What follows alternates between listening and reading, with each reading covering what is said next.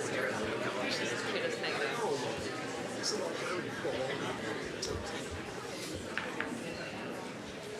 So he's having fun.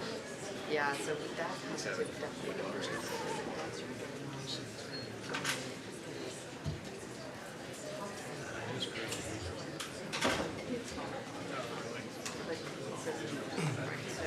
It's gonna look up beach. What's that? Yes, famous.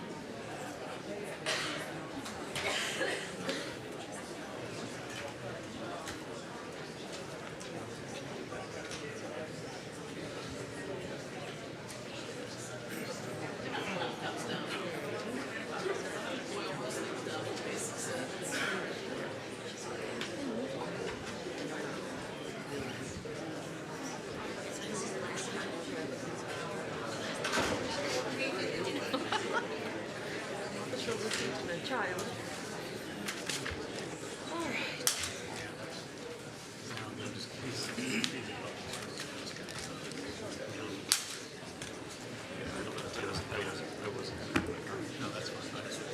Just dawned on me.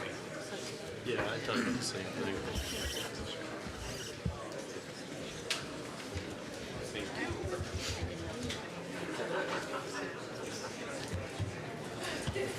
All right, it's 7 o'clock. We will call this meeting to order. Please join me for the Pledge of Allegiance.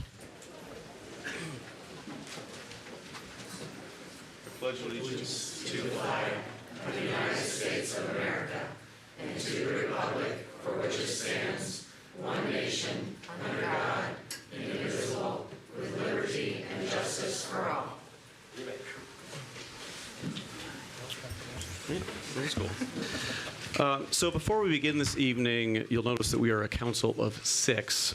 Councilor Plunkett told me this morning that his father passed away today. So he will not be able to attend. He wanted each of you to know that specifically had happened and that he regrets not being able to attend, but that he should be spending time with his family. So I appreciate him even letting us know about that. First up, we've got the approval of the memorandum of the April 15th, 2019 regular meeting. A copy has been posted. I'll make a motion to approve. So moved. Second. Second from Councilor Hopper and a second from Councilor Suarez, so consider that good. All in favor? Aye. Aye. All opposed? Okay, the memorandum of the April 15, 2019 regular town council meeting is approved by a vote of 6 in favor, 0 opposed. Next up are departmental April monthly reports. Reports are submitted by the town management staff for council review and posted on the town website. Any questions by council for any member of the town staff today? All right. Next up, we've got requests to speak. I have a stack of requests to speak here. Amy, are any of these not related to Sycamore Flats? No, they are all related to Sycamore Flats. All right. If it pleases this group, I'm actually going to move the request to speak until after the presentation by the developer, therefore giving you the opportunity to address anything said by the developer in their own presentation. So you will get your time to speak here shortly. Next up is our new business. First up is a consideration of an ordinance zone map change to rezone approximately 4.329 acres from the VBD Village Business District to the PUD Planned Unit Development Zoning Classification. This is an ordinance number 2019-11. Before we get to this, I'm going to make a ask of this audience. I'm asking for respect tonight. So verbally supporting or opposing any point of view through clapping, cheering, booing, yelling, comments, whatever, is neither going to help your side and is not going to be tolerated. I want to also lay out the order for tonight so everyone is familiar with that. I'm going to start with Wayne DeLong. He's going to present to this council the framework of what we are talking about today so everyone is on the same page. Then the developers will have their time to present to the council, the audience, both downstairs and our overflow upstairs that are watching upstairs. This is not a public hearing. However, anybody who has requested to speak will be given their time. Again, assuming we have a respectful audience, I'll go over those rules of the speaking here when we get to that section. Following, councilors have an opportunity to ask questions of the developer representatives, the town, or public speakers. At that point, the council will determine what to do next. So, Mr. DeLong, are you hiding back there somewhere that could begin?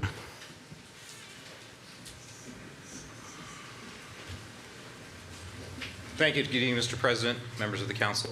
Your Plan Commission has forwarded a recommendation, a favorable recommendation of the reason request that's in front of you, the 4.32 acres that was mentioned from the VBD classification, which was a classification that was assigned about 18 months ago at your request to the Planned Unit Development District to support a mixed unit development, which includes 182 apartment units, some commercial uses, support uses for the residential component, as well as a structured parking facility. Your town attorney is here as well, can speak to any of the mechanics related to the zoning specific to the action that's been sent to you by your Plan Commission. State statutes speak to a 90-day time window to process some sort of disposition of the request that's in front of you.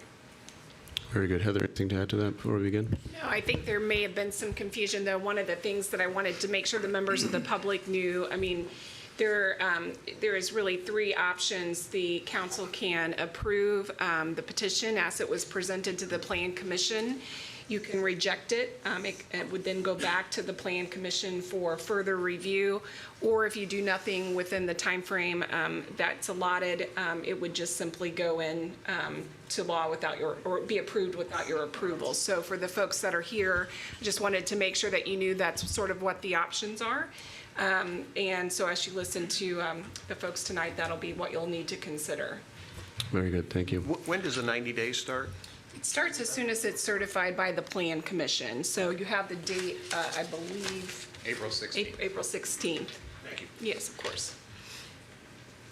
Developer team, if you're prepared to present, we would like to hear from you.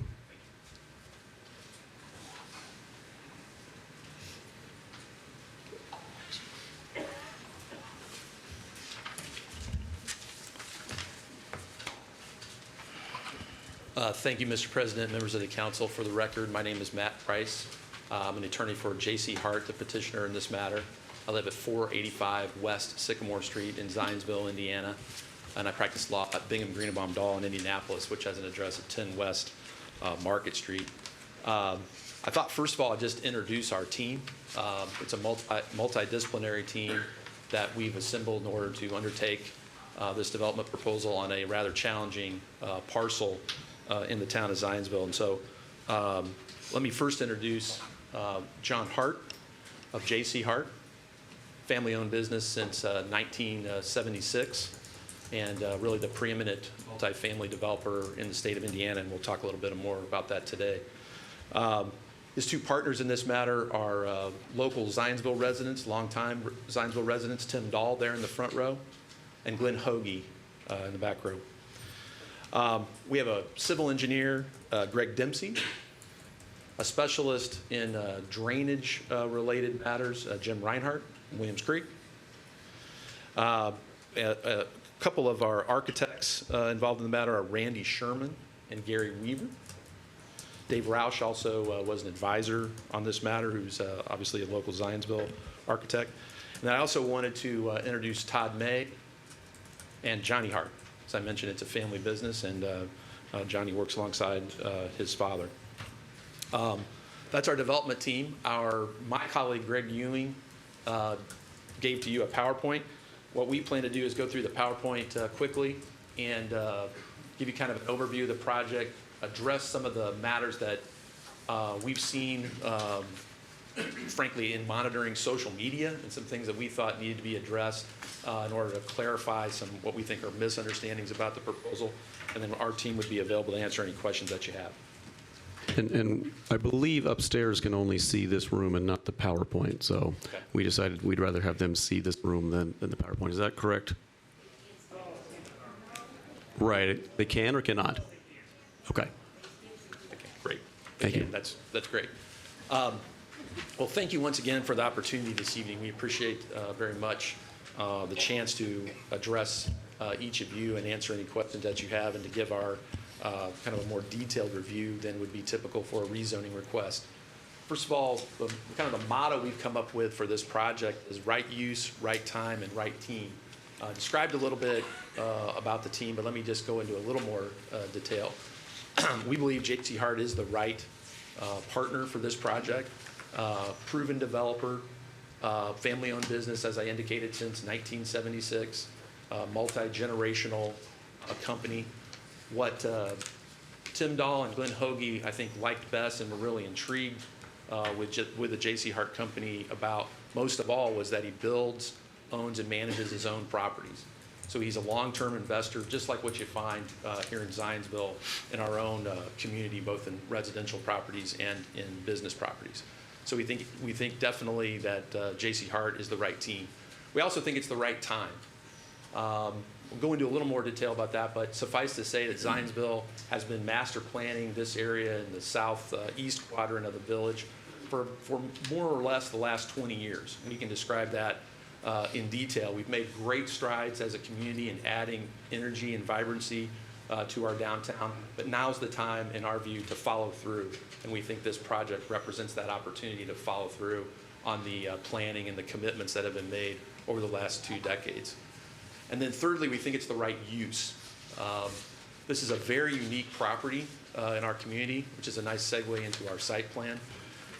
It is the westernmost located property that is also zoned Village Business District in the town. So you may or may not have noticed this, but properties west of Sycamore Street are generally residential and not business. There are some exceptions to that, but that is the general norm. And so this property is more or less a transition between residential uses to the north and west and business uses to the east. To the south, another added benefit of this property is that it's floodway, and so the property to the south doesn't have any adjoining property or really any realistic development prospect. So it's very uniquely situated to create a population base, and that population base we think can help drive vibrancy downtown and really provide a needed residential offering in the town. And I'll illustrate more about why we think it's particularly needed at this time. I also wanted to point out this plan that we're showing incorporates recently proposed local traffic improvements prepared by the town's traffic engineer. And so you'll see a proposed extension of First Street South, the connection of this development with an east-west connector across the southern portion of the Simplicity Funeral and Cremation Care Facility, and then also a connection to Zionsville Road. We believe that this plan also is part of a master planning effort, perhaps not a conventional master plan in the sense that this does not involve the aggregation or assemblage of multiple parcels under a single owner, but it does involve the coordination between and among owners in a very well thought out way, while also preserving the ability for future development of nearby properties. So the initial phase, as we're putting it, for this master plan was the Park Project, which is a single-family residential development to the southwest of Sycamore Flats. You can see it there on the screen. Then Sycamore Flats would be phase 2, and we think future phases could include both the PNC lot and the Sitco lot. There's a lot of interest in both of those properties. We think that that interest is pent up, really waiting for a development to occur which would be of sufficient scale and of sufficient motivation to address the longstanding traffic issues that affect this vicinity and the intersections in this area. So it's a great opportunity to carry out this master plan in a way under multiple ownerships, but nevertheless in a coordinated fashion. There have been past efforts. I've been at hearings before relating to this property and to all of these properties. When I say all, the vacant lot, the Simplicity property, Sycamore Flats, and what's now the Park property. And none of them were as well considered as this. And I'll tell you one reason in particular is that none involved or contemplated the future extension of First Street. And so that's a very significant addition to the plan. And as I indicated, that comes directly from the town's own traffic enhancement plan for this area. I wanted to cut off a little bit on the screen, but let me tell you what you're looking at there. I mentioned earlier about this being part of a master planning effort that the town has taken over the last 20 years, and it's really no exaggeration. We refer to the 2020 comprehensive plan, and we have a parenthetical next to it of 2010. And the reality of it is that in 2010, we just updated it to include the newly consolidated areas. So we updated it to include former unincorporated areas of Eagle and Union Township. But the fact is that plan existed for many, many years before 2010. When we consolidated effective in 2010, one of the outgrowths of that effort was to try to focus development in the core of the town and to look more skeptically at development along our perimeter. And there was a pretty simple reason for that, which is that the idea was that you could more efficiently undertake development and diversify our tax base and more efficiently serve that development through your existing network of services rather than trying to extend services out to the boundaries of the community. And so it was a way of carrying forward the idea to diversify our tax base and provide services to those areas efficiently. And so an outgrowth of the the comprehensive plan updated in 2010 were two more focused studies, the 2012 Economic Development Strategic Plan, and then a 2014 Downtown Market Study, which is a little bit of a deceptive document, and I mean that in a positive way. I think it was originally commissioned as kind of a parking analysis, and it certainly has a lot of great information about parking in downtown Zionsville, but it goes far broader than that and talks specifically about what they call development topologies in the area of the South Village and in particular this particular parcel. And one of the things it identifies is the potential for developing properties in this vicinity that could be supplemental population bases to help drive commerce to our main street. And the reason for that is picking up on a long-held belief in Zionsville that if we enhance commercial activity on Main Street, that we strengthen the cultural center of the community. And by strengthening the cultural center of the community, we have an overall stronger community. It also has a direct positive financial benefit to the folks that operate businesses on Main Street and own the buildings on Main Street. Those companies and small businesses serve us with their services and businesses, but they also shoulder a great deal of the burden in the community as far as paying taxes. They pay taxes at more than 2 times the rate of a single-family property owner because of our tax cap property tax structure. So it's very important to have a strong commercial corridor along Main Street. I wanted to point out one other thing because it's a very unique feature of Zionsville's comprehensive plan. But our predecessors, when they crafted the 2020 plan, the 2020 plan, mentioned the fact that the community should look at expanding the range and intensities of land use categories.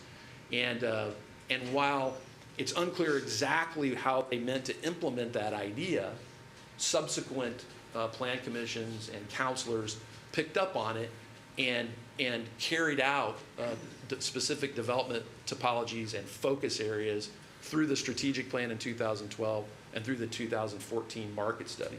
And so I think the template that was laid 20 years ago has been carried out over the decades and been carried forward. And so that's why we think this development proposal today is really a concrete manifestation of how to follow through on that plan and carry out many of the objectives that were laid down over the years.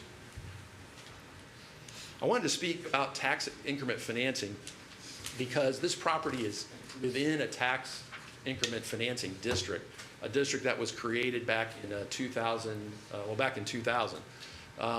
And it was identified as part of an area that would not otherwise develop but for the presence of tax increment financing.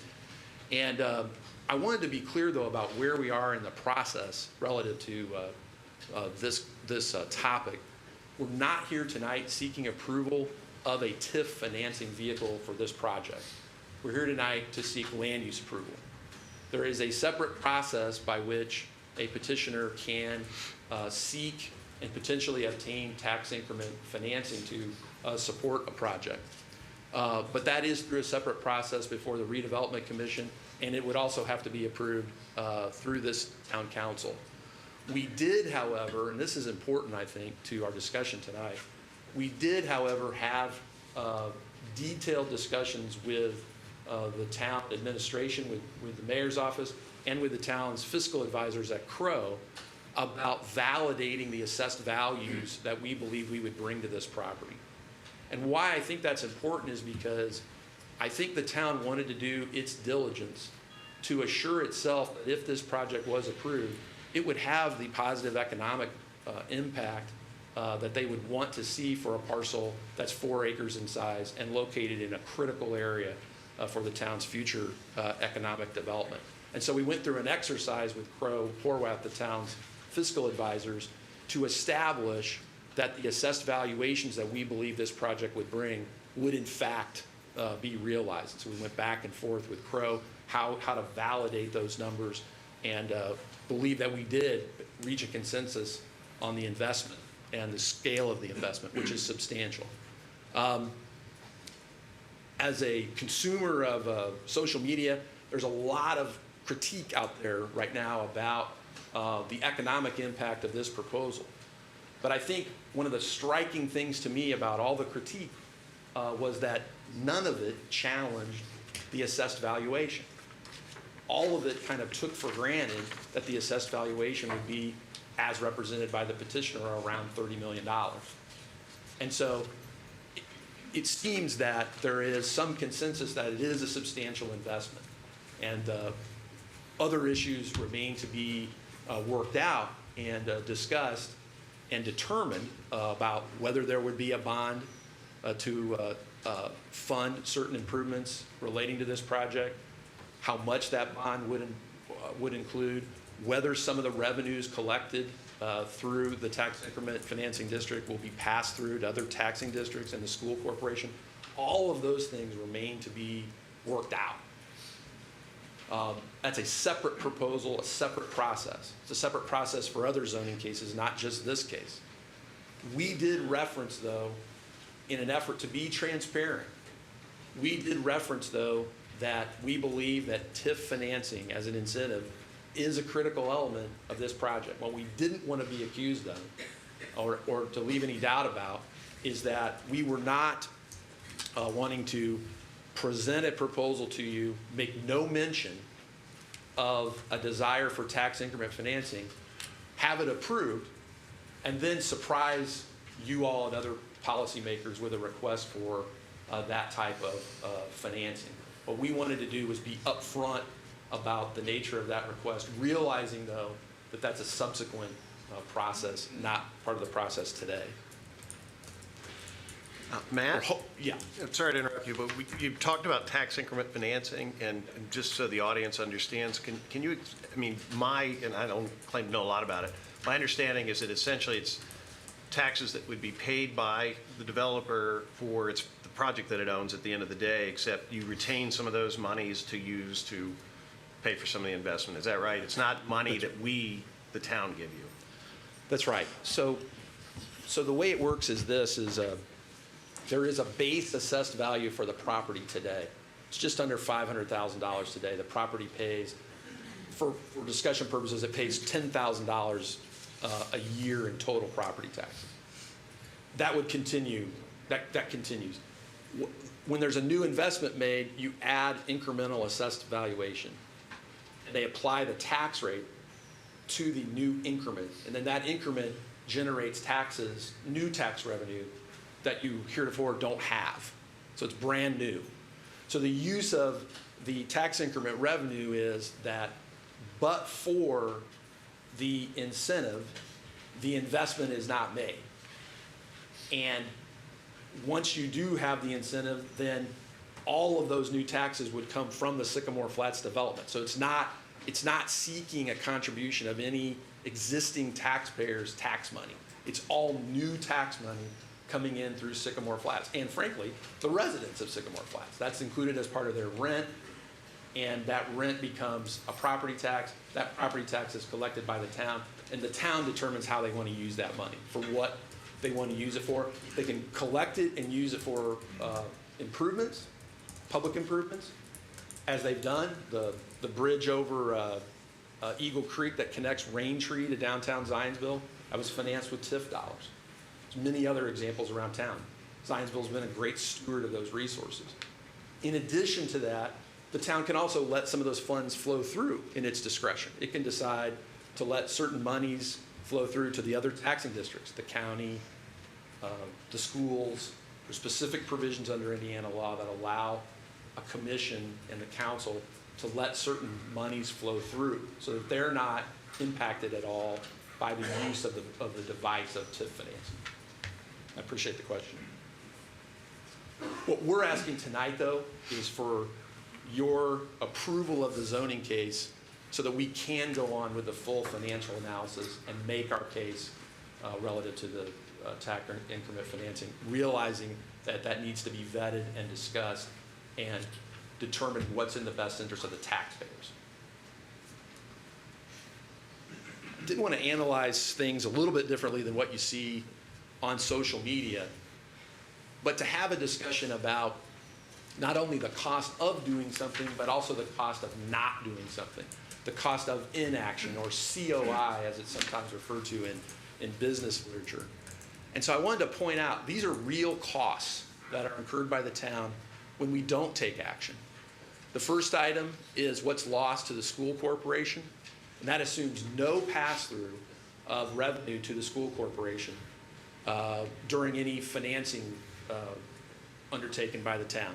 That's the $7 million figure. We've also calculated the cost of the local economy. We used a revenue figure that we saw Brett Brewer develop that identified what he believed the discretionary spending would be for a resident at Sycamore Flats, and we've extrapolated that out over the time periods that you see to show the loss in spending in the local economy without this project. And then we've also identified what the costs to the town are in terms of collected property taxes. And it struck me, and when we were hearing the remonstrance during the Plan Commission hearing back in April, that there was a depiction of some buildings in Zionsville, and the speaker said, "This is Zionsville," and then he would show our building and he would say, "That's not Zionsville. This is Zionsville, that's not Zionsville." And we noticed, first of all, that none of the buildings had any people in them. But perhaps more importantly, when he said, "That's not Zionsville," it made me think of an earlier quote in our history, and it was a quote of an official when he was defending the decision not to annex Anson. His statement was, "That's not Zionsville." And we have spent the last decade or more dealing with the real costs of having not taken advantage of that opportunity to develop our tax base and pay our bills as a community. So those are costs. If we don't undertake opportunities, then other people pay those costs. For example, the merchants on Main Street pay those costs if we don't take advantage of opportunity. I want to talk a little bit too about the impact on Zionsville community schools.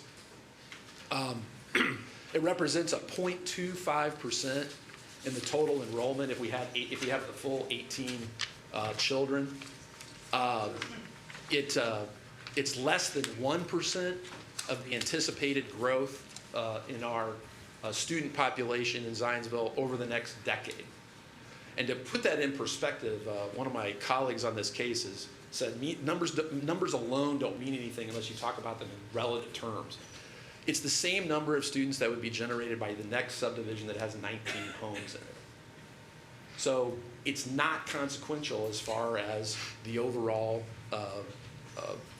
result of new students. We would also note the school's projections for students are very accurate, meaning that they can predict how many students will live in our community based on the anticipated development patterns, and they do so with amazing accuracy.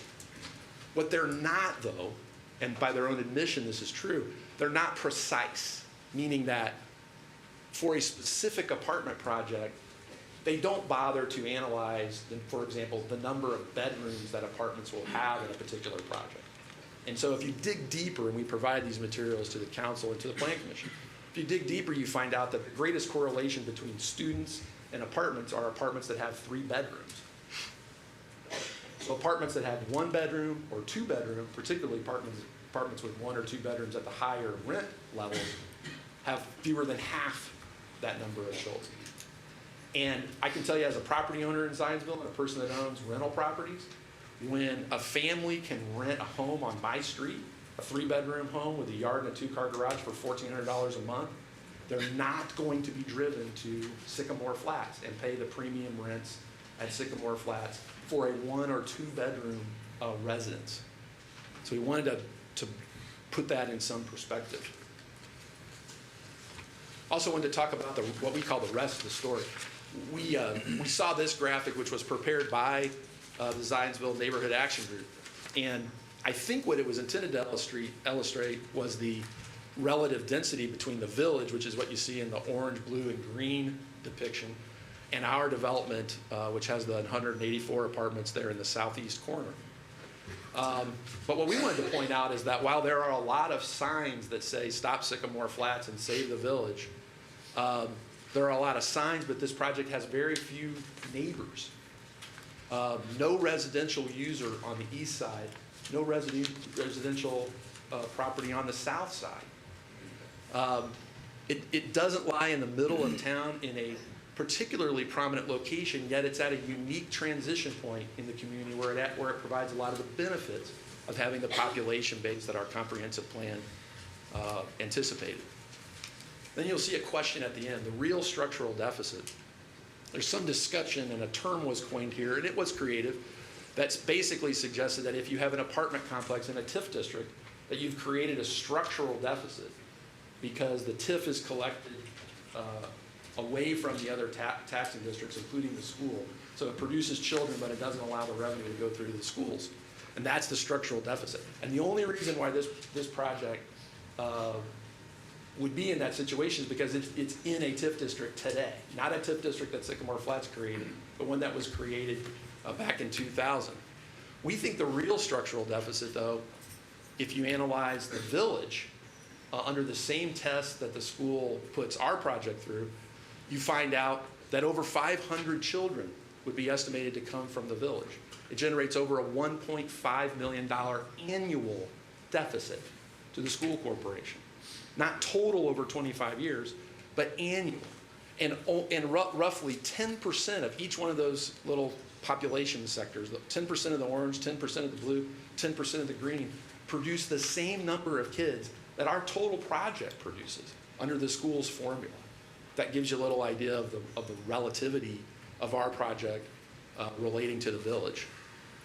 So we think the structural deficit exists with the village itself, and that you don't dig yourself out of that structural deficit by choking off new investment, particularly new investment that can help our business community.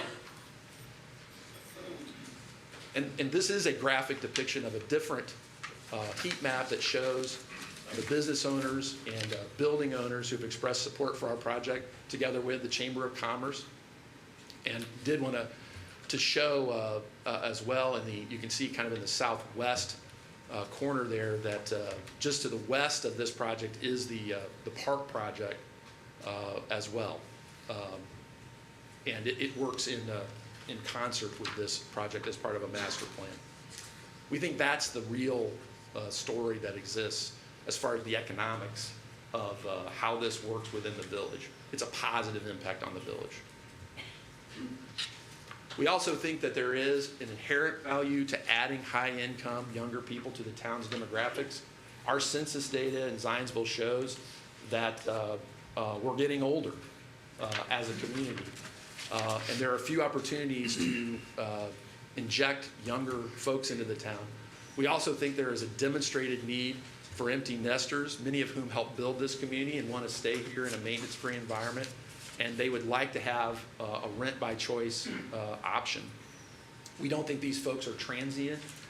We think these folks are those who want to choose and have chosen Zionsville as a home, and this would provide a way for them to, in effect, kick the tires as they evaluate where they would like to build their home. I'd also note that we think that part of the comprehensive plan expressly states that our community is to provide housing alternatives for people of all ages, all races.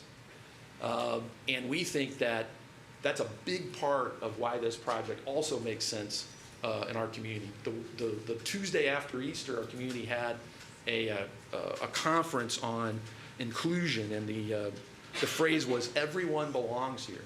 And we think that's a true statement. Everybody does belong here. And we need the housing options that match up with that motto if we're going to make that a true statement.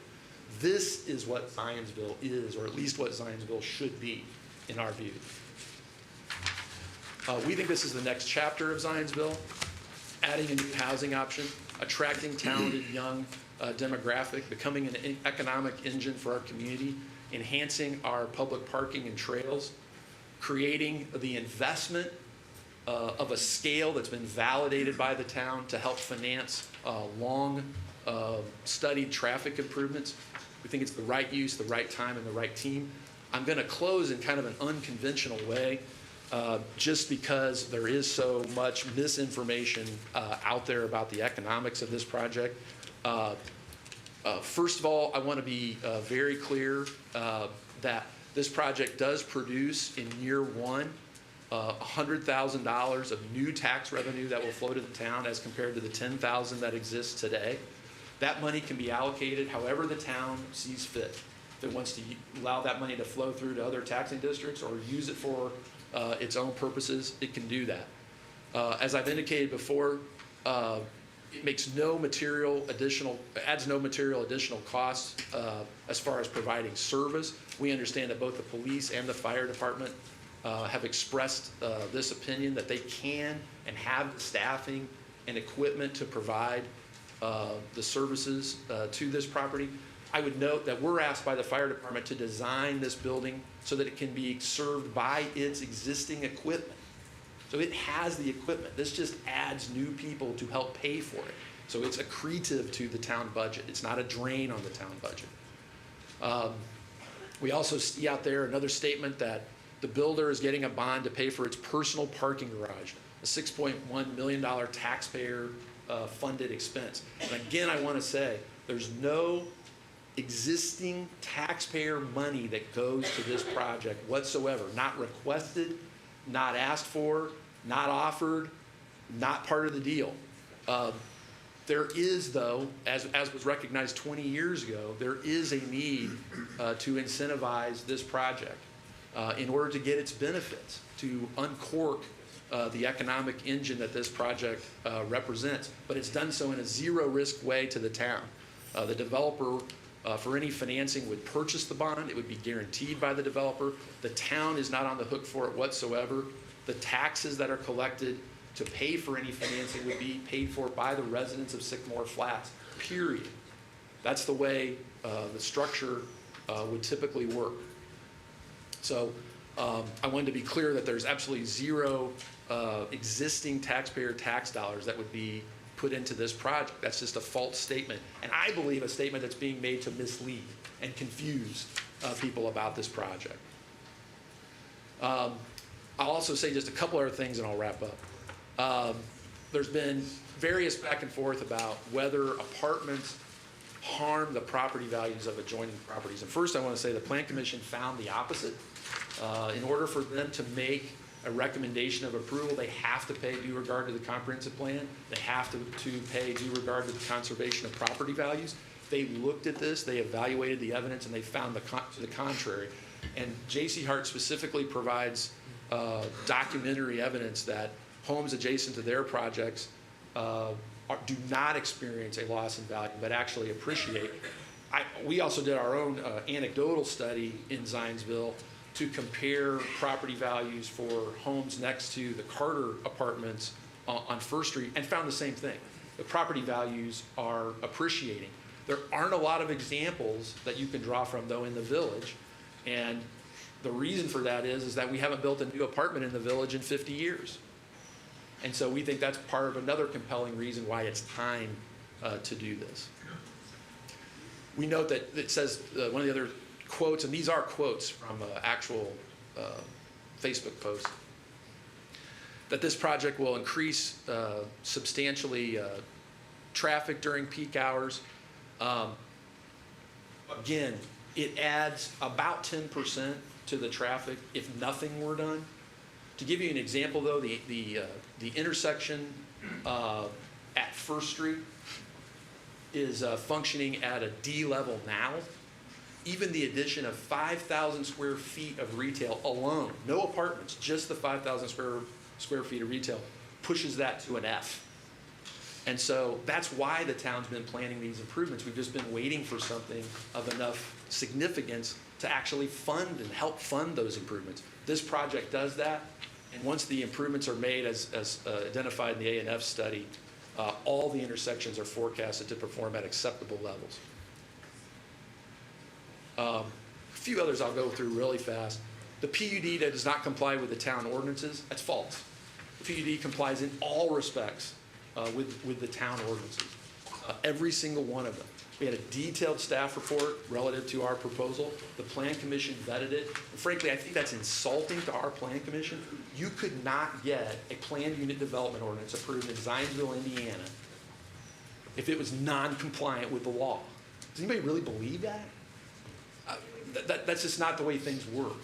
And I can assure you that that's not the way things work. There will be no limit to how wide or long and dense any building can be inside this development if you vote yes. Again, not true.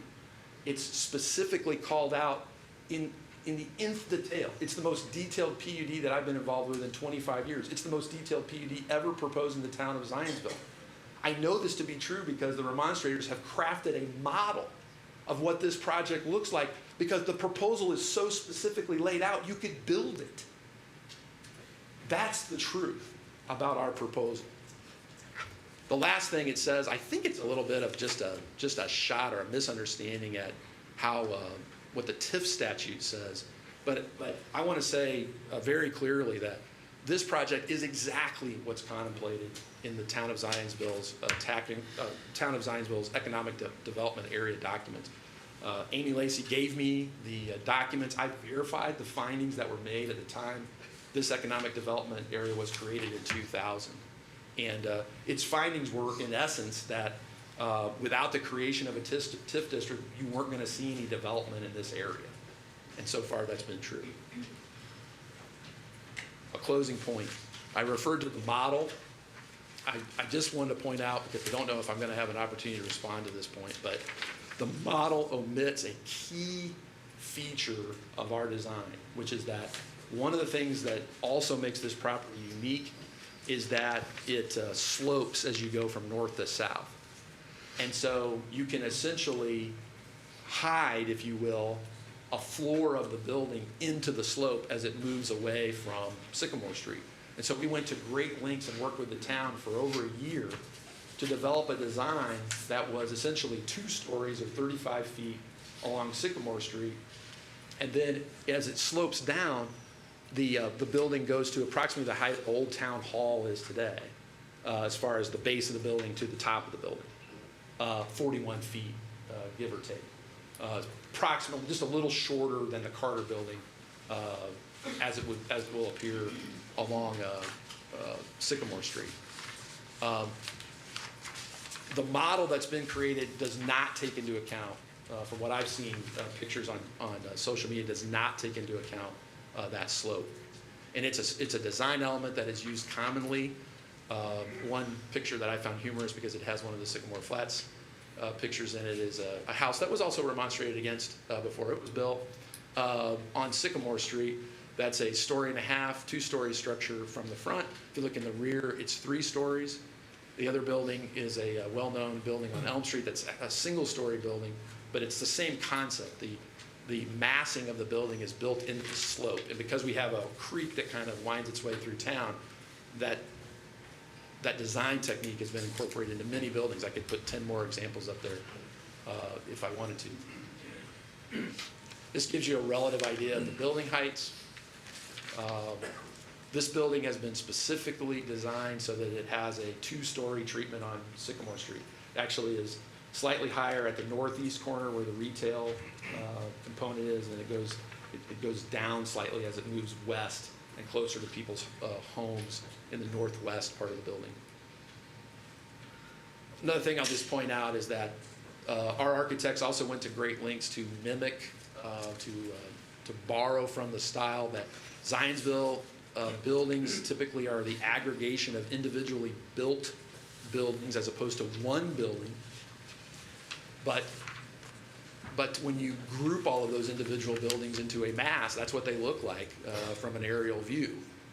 And so the massing is, what we use as massing and show as massing for our building is very much in the same character. Another tighter shot of a building along Pine Street, or several buildings along Pine Street. And we did that same type of articulation as far as varying facade locations and the addition of courtyards and things of that nature to break the building up so that it does mimic the appearance of an aggregation of multiple buildings rather than just one structure. I'm going to make 2 other quick points. I promise I'll close. In 2013, there was a proposed Zionsville marketplace. We just wanted to point out that the density of that development was 38 units per acre, the way we're calculating it. It's lower if you include the floodway in the zoning, in the density calculation. If you counted the floodway for the park project, that will have trails that connect to the Sycamore Flats project. If you counted that same floodway, then the Sycamore Flats density goes all the way down to 12 units an acre. It's a significantly less dense proposal than what was done in 2013. And then the last point we wanted to make, and we'll close with this, is that we wanted to be clear that this is not a choice between this proposal and another. A lesser scale project, in our view, will not happen because it's not economically feasible. And even development for single family homes would require filling in the floodplain, a considerable expense, and such an expense that it makes it not viable to occur. And so our view is this is it. It's the right team, the right use, and the right time. My colleagues and I are available to answer any questions that you have, and we respectfully request your approval here this evening. Thank you. Thank you, Mr. Price. If it pleases this council, what I'd like to do is have the request to speak go next, and then we can ask questions of any and all afterwards. Is that okay? Okay. Thank you, Mr. Price. Thank you. Getting through all of our speakers today, just so we're all on the same page, each person has 3 minutes of time. I will announce your name as well as the person that's on deck, so you can begin to make your way to the podium. If you're currently upstairs and have requested to speak, please make your way downstairs to the doors so when your name is called, you can be close by. When you speak, please give your name and address for the record. Once that is done, your time will start, and I will time you. I'll hold up one finger if you're getting close, just so you know you've got 1 minute left. If you need the full 3 minutes, that is fine. Just please finish your final sentence. There's no filibustering here tonight. We do have 43 speakers. That's 2 hours. So I recommend you focus your comments on unique points instead of repeating what's already been stated by those that share your opinion. This is your time to represent your view to us. I will repeat my earlier comment, although we're off to a good start, and I appreciate your respect towards Mr. Price and the developers. Please be respectful of whoever is speaking, even if you disagree or agree with their position. It's not easy to get up here in front of a large group, and especially in such an emotional topic like this. So verbally supporting or opposing someone's view is not going to help your cause. In fact, I think it may even hurt it, and it will not be tolerated by me. To begin, we've got Mr. Bob Royalty, and on deck is Maria Fennell. Bob, lead us off.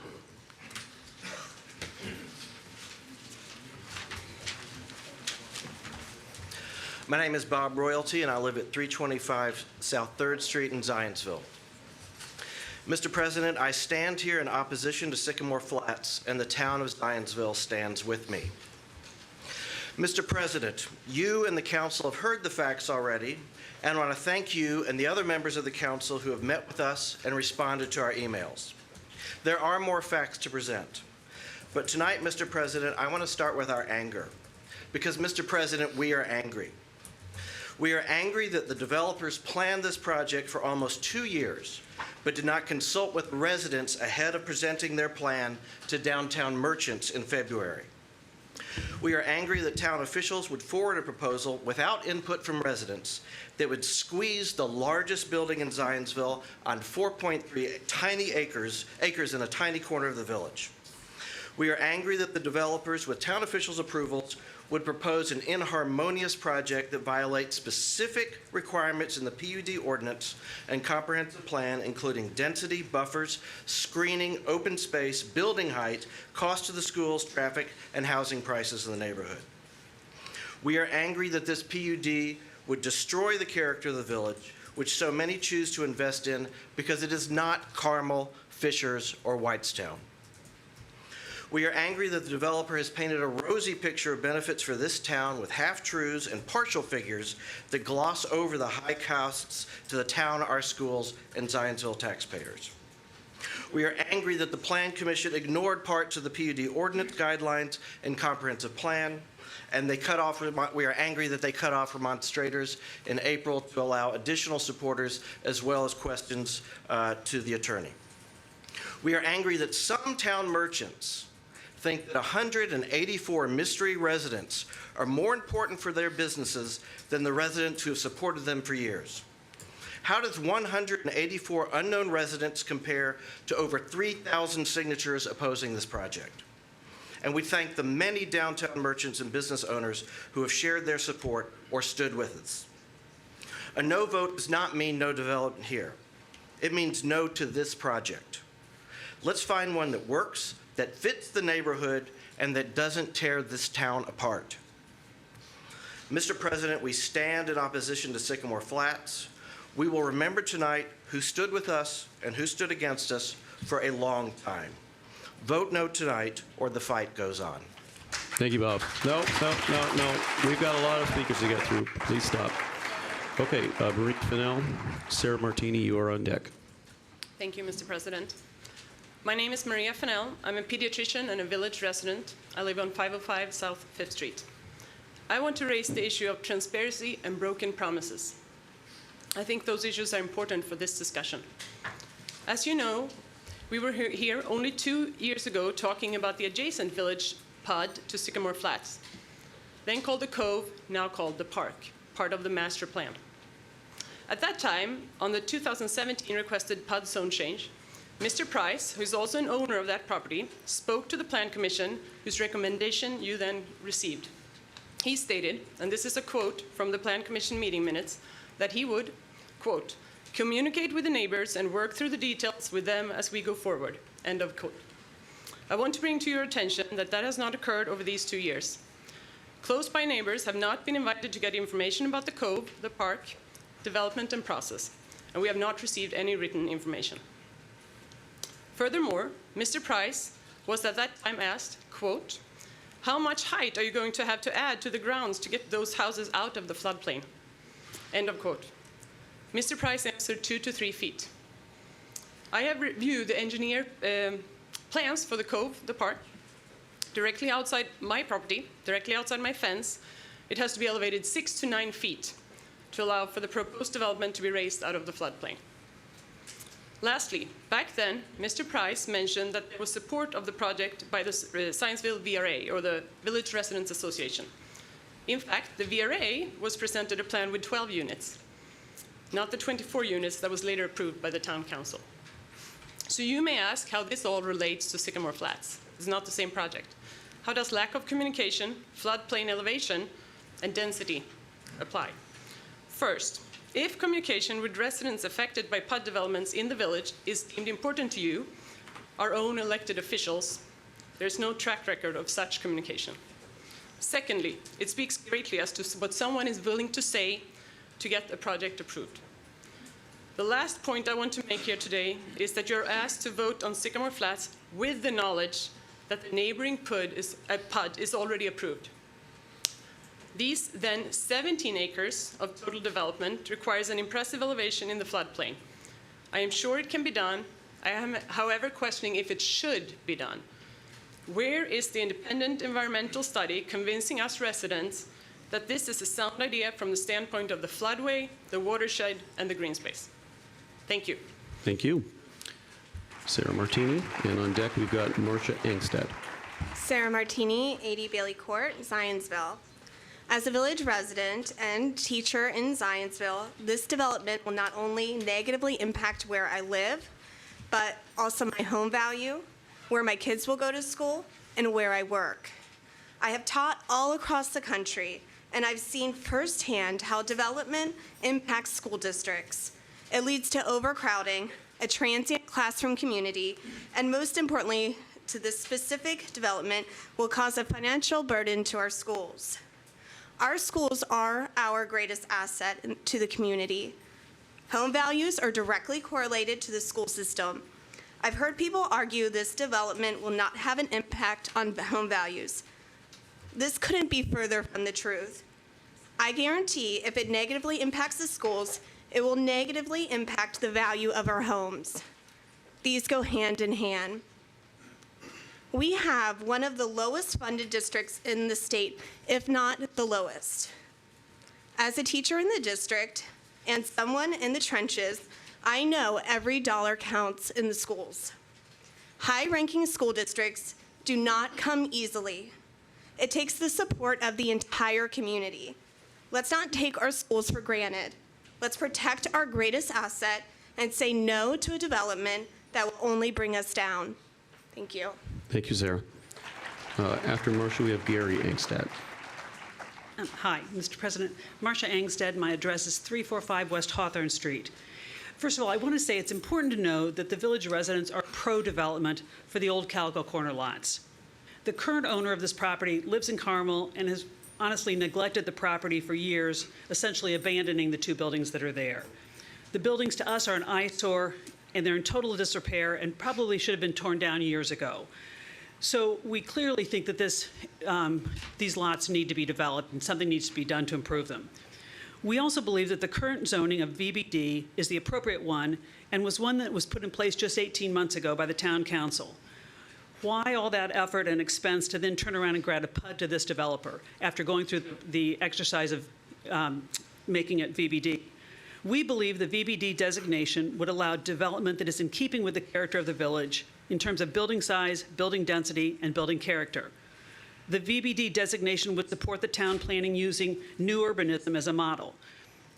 When the 200 West development was turned down a couple of years ago, the Plan Commission recommended all future developers contact the VRA, Village Residents Association, before beginning the process. It was suggested by the Plan Commission that, quote, it was just good business to do so, and that hearing from the neighbors was important. We were naive to think this would happen. Either the town staff failed to give that recommendation to the current developer, or the developer chose to ignore it.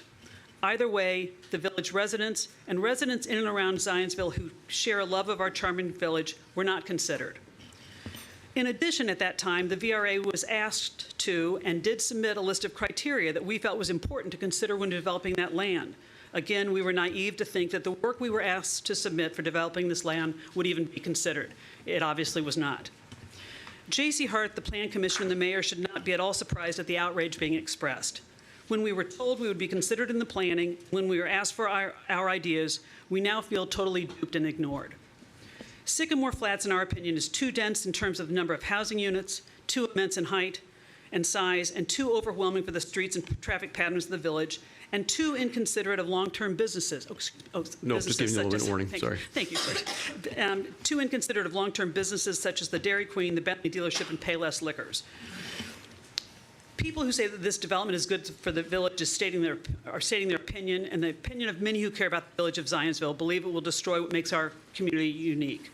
So this is your opportunity, please, to do the right thing for your constituents and for your town, and please vote no. Thank you. Thank you, Marcia. Gary Angstead, and then we've got Julia Leonard. Good evening. My name is Gary Angstead. I live at 345 West Hawthorne Street, and I am going to defer my time to Val Pillow. We look at the model that was referenced before. Sorry, who are you referring your time to? Yes. To who? Val Pillow. Do you have a card? No, he's deferring his time to me. Can we defer to someone who's not filled out a card? Yes? Okay, go ahead, Val. Oh, thank you. Thank you, yes. Can we make sure, though, I'm so sorry. Oh, yes. Can we make sure that you would please give us your name and your address? Yes, And we'll of put course. that on the card. Definitely, yes. Thank you very Yes, I'm Val Pillow, and I live at 535 West Pine Street with my wonderful husband, Paul Dreyer.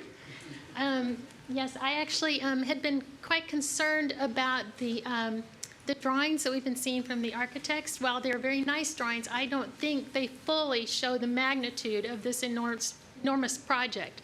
So I created a model to scale next to houses and merchants in the village, just so you can see this. I indeed did not create a slope. I did not create the slope, which was mentioned, because I did not have 18 months to work on this. I had 9 days. Even with the slope, you will still see the full 4 levels. It will not be covered by dirt and hidden in the ground. I think that this, I use, just to let you know, I use the architect's site drawing, site plan, and I use aerial images from Google Maps so I could get the scale as correct as possible. I'm not an architect, but I think I tried, I'm a very honest person, I tried to make everything to scale as closely as possible. If there is any consideration or any pushback from the developer on my model, I would challenge you. I'm actually surprised that you have not put together a 3D model for us to see. I think that's a bit suspicious. I also saw from the website from the mayor's office a little bit about Mayor Tim Hawk. It says Tim Hawk has lived in Zionsville since he was 9 years old. And quote, I have seen almost every change that has occurred in Zionsville, and yet our town has retained its quaint village-like charm. This is not quaint village-like charm, and I think it'd be a travesty to bring this ginormous structure into our town.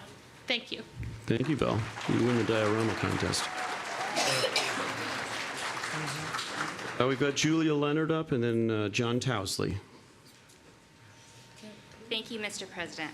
My name is Julia Leonard, and I live at 230 West Sycamore Street. My husband, my 2 young children, ages 5 and 2, and I moved to Zionsville at the end of December last year. My house is 15 feet across the street from the proposed development. It was that small yellow house you saw. For those of you that have not been in the area, this section of Sycamore Street is very narrow, crumbling in spots, and is really nothing more than a glorified alley. There are 2 prominent do not enter signs where Sycamore Street connects with 3rd Street that are ignored multiple times on a daily basis. There are also no sidewalks on this street. Now imagine what will happen if Sycamore Flats is built. There is a new proposed traffic solution, but that does not affect this street. We will have increased traffic from a busy parking lot and cars using it as a cut-through to avoid 1st and 2nd Street. The condition of our road will continue to deteriorate, but more quickly. My children play outside in front of my house. These apartments will, by nature, have a transient population, so these residents will not be as familiar with our neighborhood and know that my children may be playing out on the street. My husband and I have worked very hard to be able to afford our house. Now I hear ridiculous claims that an apartment building will not affect property values. Who is going to buy a house with a parking lot directly across the street and this massive structure towering over my house? Would you like to buy a house with something like this 15 feet away from you? I cannot believe that my family's finances, the safety of my young family, and our living environment are going to be thrown under the bus for the greater good of Zionsville, as one town council member recently said. I am appalled that my new town is going to do this to us and our neighbors. This is not why we chose Zionsville. If I have learned one thing from this situation, it is that local politics absolutely matter. Local politics are everything. If this gets approved despite all the outrage, It will be very interesting to follow the money. The Planning Commission clearly had very little regard for the vocal opposition to Sycamore Flats by the vast majority of village residents and a good portion of Zionsville as a whole. I guarantee the 5 members of the Planning Commission that support this would be against it if it was across the street from their house. It is the Town Council's turn to remedy this situation. Look at the number of red shirts in the audience tonight. Consider the number of yard signs that you have seen and the number of signatures on our petition. Listen to your constituents, voice their opposition, and vote no on this proposal. Vote no or the fight goes on. Thank you, Julia. Mr. Towsley, and up on deck is Brett Brewer.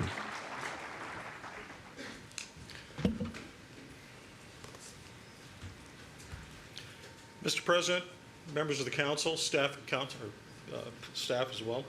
My name is John Towsley. I live at 305 West Pine Street here in the village. Been a resident since 1978, practicing lawyer since 1976. I speak today as both a resident and also as someone with a little legal experience. I want to talk to you tonight about the comprehensive plan. It all begins back in 2010. I'm going to tell you why Sycamore Flats is contrary to the plan. Property then was placed in 2 zoning classifications. The western part was designated as village residential, and the eastern part was designated as village downtown commercial. No multifamily residential was shown in the village. Thus, under the Sycamore Flats would not be allowed under the 2010 comprehensive plan. It's specifically prohibited, in fact. I'm going to skip the part about the PUDs because I've only got 3 minutes. Thank you. In 2012, the Town Council adopted the 2012 Economic Development Strategic Plan. A proposed land use plan map calls for village mixed-use village extension district near the property, but that map stops at the eastern edge of this property. It leaves it alone. Again, multifamily is designated outside of the village. In 2014, the Town Council approved the downtown market study and parking analysis, placing the property in a map designated as Area 2. It emphasized VBD-type uses consistent with the existing downtown character. On the first floor, it encouraged restaurant use, retail, office professional services. Apartments were not allowed on the first floor. This was consistent with the existing downtown character. On upper floors, it allowed office professional services and residential, but only at the right location, consistent with the downtown character, and again, only on upper floors. Sycamore Flats proposes 184 apartments with a density of 42.50 units per acre on all floors of a massive 309,000 plus square foot building, approximately twice the size of Lids, or the previously proposed Walmart superstore. In contrast, the most dense apartment zoning classification, urban RMF2, multifamily residential, allows no more than 15 dwelling units per acre. If the Town Council wanted large, densely populated apartments in the village, it had many opportunities to do so in 2010, 2012, 2014. Instead, it placed multifamily development in other areas outside the village. So tonight, I ask that you vote no, or I assure you the schism will grow and the fight will go on. Thank you, Mr. Towsley. Brett, you're up, and on deck is Ann Royalty. Thank you very much. First, I want to thank the Town Council members for all of the time that they have been spending with me and with others in looking into this matter. You have invested a lot of time, and I really thank you very much for doing that. Secondly, I want to thank you for this opportunity to do this because I've made so many new friends out of this, and there's so many great people in Zionsville. It's just a good feeling to have.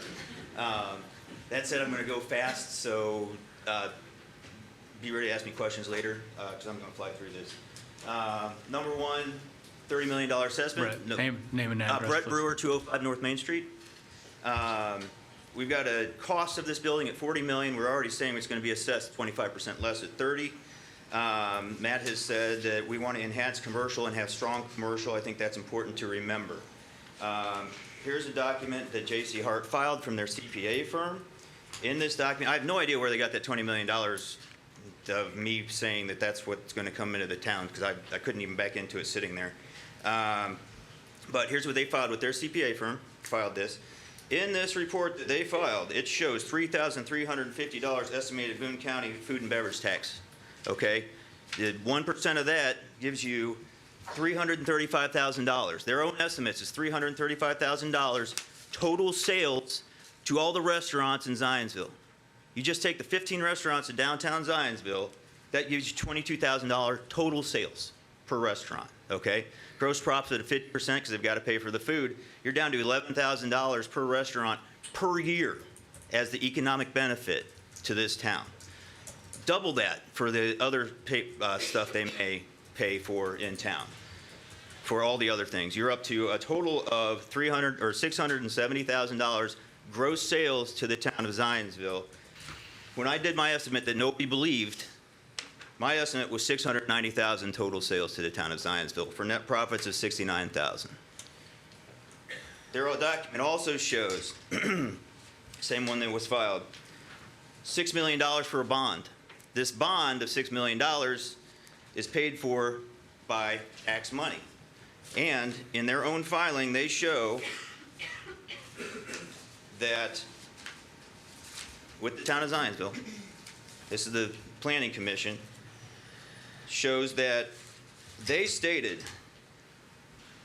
this is going to go to finance a portion of the public improvements related to this project. This is not a public improvement, it's a private improvement. They also stated that based on the estimated taxes generated, the apartment community will have a significantly net positive impact on the school system. Also false. This is what was filed with the town with the Zionsville Plan Commission. False statements already coming in. Look at the Zionsville Planning Commission own 2019 training guide. What they have in here, what we paid tax dollars for. Produce an environment of stable and desirable character. Brett, that's your 3 minutes. Thank you. Okay. Appreciate it. Ann, you're up. Michelle Schlegelmilch. I apologize profusely for that. I feel like a substitute teacher up here. You're on deck.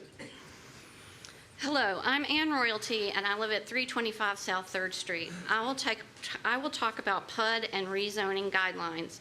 My quotes about PUDs are from the Zionsville Plan Commission's training guide for PUDs. The guide says PUDs should provide better vehicular traffic access and circulation. The traffic engineer reported that with the new traffic plan, they did not think the apartments would make things worse than they are now. The guide says buildings should be properly screened in a manner that sufficiently protects the privacy and amenities of the adjacent and neighboring property. Are you kidding? Take a look at the scale model. This is an in-your-face development with no attempt to protect the privacy and amenities of neighboring properties. The guide says PUD should be harmonious with the neighborhood. Developments that increase density in residential neighborhoods or who do not have buffers are disharmonious. This development increases the size of the village by a third on only 4.3 acres. That's an enormous increase in density in a residential neighborhood. Any rezoning is also required to consider the conservation of property values throughout the jurisdiction. J.C. Hart claims that its apartments do not affect surrounding property values. In support, they report home sales in the Hamilton proper area of Fishers, where a J.C. Hart apartment complex was built nearby. To quote, of the 15 homes sold between 2010 and 2015 and then resold in 2016 to 2018, the average sales price increased about 12%. They claim this proves their point. But it doesn't take a rocket scientist to realize that comparing average price increases to zero is not the relevant comparison. The correct comparison is what the average price increase would have been if the apartment complex had not been built. Average home prices across all of Hamilton County rose 70% over the same time period. Do you really think that Hamilton proper prices wouldn't have increased by more than 12% if the apartment complex had not been built? An expert witness would rip the J.C. Hart argument to shreds. PUD guidelines also require that the school finances be considered. I want to tell you that Matt Price's assessment of a structural deficit in the current village is absolutely not true. The houses in the village are not in a TIF, so the students are paid for. Please follow the town's own guidelines and the requirements for rezoning and vote no to this PUD. Vote no tonight or the fight goes on. Thank you, Ann. Michelle, you are up, and Jamie Reynolds, you're already on deck. My name is Michelle Schlegelmilch. My husband Dan and I live at 650 West Pine and have for 16 years raising our 2 children there. Town Council President, members of the council, you have heard it all. The statistics, the impact to the town and the schools, the traffic problems, the density issue, the traffic congestion, the desire to keep VBD zoning, the hope for sensitive development, our problems with traffic. I am not here to repeat what has already been iterated. I am here to ask you to listen. Listen to us who have bought our homes, worked our jobs, raised our children, and entrusted you to represent us in your decision-making. We are asking that you vote no to Sycamore Flats. The residents' signatures on the petition have made their desires known. The residents of this town have spoken, rallied, organized, planned, written, communicated in every possible way that they want to maintain a lifestyle that they literally signed up for and are now having to fight to maintain. Please respect this. We all ask of you. We are asking you to hear us as we have expressed what we want for our lives in Zionsville, our goals and intentions for our neighbors, our children, and our future. We are asking that you hear our vision for development that is sensitive to the uniqueness of Zionsville, development that is embraced by us who are impacted most, and development that has the good of the whole of Zionsville as its goal. We have entrusted you to act based on these things. We want to develop in a way unique to Zionsville, not similar to Carmel or Fishers or Broad Ripple. We want growth that reflects its residents' vision. We chose to buy our home and live in Zionsville because it is small, because its propensity towards thoughtful development, for its slower pace, for its open spaces, for the makeup of people who view quality of development in a way that is different than so many other neighboring towns who are quick to build for profit. Tonight is your opportunity to support your constituents. It is your opportunity to not only affirm your commitment to the residents of Zionsville, this is your opportunity to proclaim that Zionsville is a unique and excellent town to call home. Tonight is your opportunity to proclaim to all who desire to make Zionsville their home that our town council listens to its people, that our town council understands and will develop in a way which will even lead other towns to sensitive development. An opportunity to prove that we are leaders. We don't have to follow the status quo. We can intelligently develop unique to the desires and needs of Zionsville. This is your opportunity to set an example, to be an example of a local government who listens to its people. Thank you, Michelle. Thank you. Jamie, you're up, and on deck is Janet Cohen. Hello, my name is Jamie Reynolds. I live at 110 North 3rd Street. As president of the Village Residents Association, I'm here tonight to inform you that the ZVRA board members on behalf of our membership are unanimous in the opposition of the rezoning of the property at 200 West Sycamore and the building of Sycamore Flats project. Recently, the town has rezoned the property as village business as a result of a previous attempt on the property to rezone it as a PUD. The petitioner would like you all to believe tonight that this was done only as a placeholder until another development was proposed. Not only does the ZVRA disagree with that statement, but we've rejected outright. In 2016, shortly after a failed rezoning attempt of this property, the town asked the ZVRA and the former ZVRA president, Sarah Martini, to provide input on how the property at 200 West Sycamore should be rezoned. It was the opinion of the ZVRA and this council that the property be rezoned village business. So no, it was not there for a placeholder. Two major concerns that are proposed on this site that we see as the ZVRA is number one, the TIF, which I know you've heard a lot about, and I won't go over that anymore. The second one that hasn't had a lot of attention is the proposal to alleviate the congestion by extending First Street and connecting it to Zionsville Road. As residents of Zionsville, we find it concerning that the town would present this solution at the April 15th Planning Commission meeting without also providing information on the costs associated with making such a large road improvement that is not currently budgeted for, and on how it plans to acquire the land necessary to extend First Street. Is eminent domain really on the table here? The ZVRA would like the town council to understand that we're not opposed to development at 200 West Sycamore as long as the development falls within the current zoning of village business. Thank you. Thank you, Jamie. Janet, you're up, and on deck is Mervyn Cohen. Janet Cohen, and I live at 520 West Cedar Street. Now for something a little different. My town. Oh, my town, my beautiful town. The streets of beech, cedar, and maples stretching forth, joining tree to tree. Houses clad in shadow, elbow to elbow, join hands in jubilation, stretching to the river as it winds its way to the reservoir. Shaggy heron fish and dip in the melancholy creek, winding and meandering through parks and wetlands. Oh, my town, my beautiful town, the streets brick-clad, enticing feet to dance and splash in wayside puddles, dreaming of friendly food or afternoon tea, a beer, a cheery glass of wine on pavement table or wayside bench. Timid lovers stroll the streets whilst cousins, aunts and uncles chat and gossip, shop and search for holiday trinkets and birthday delights.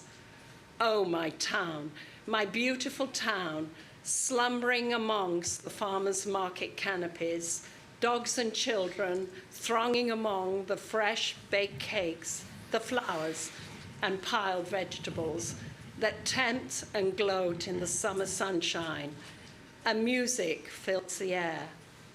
Under the hazy, blossom-laden sky, Zionsville abounds. It is my town, my beautiful town. Very nice. Thank you, Janet.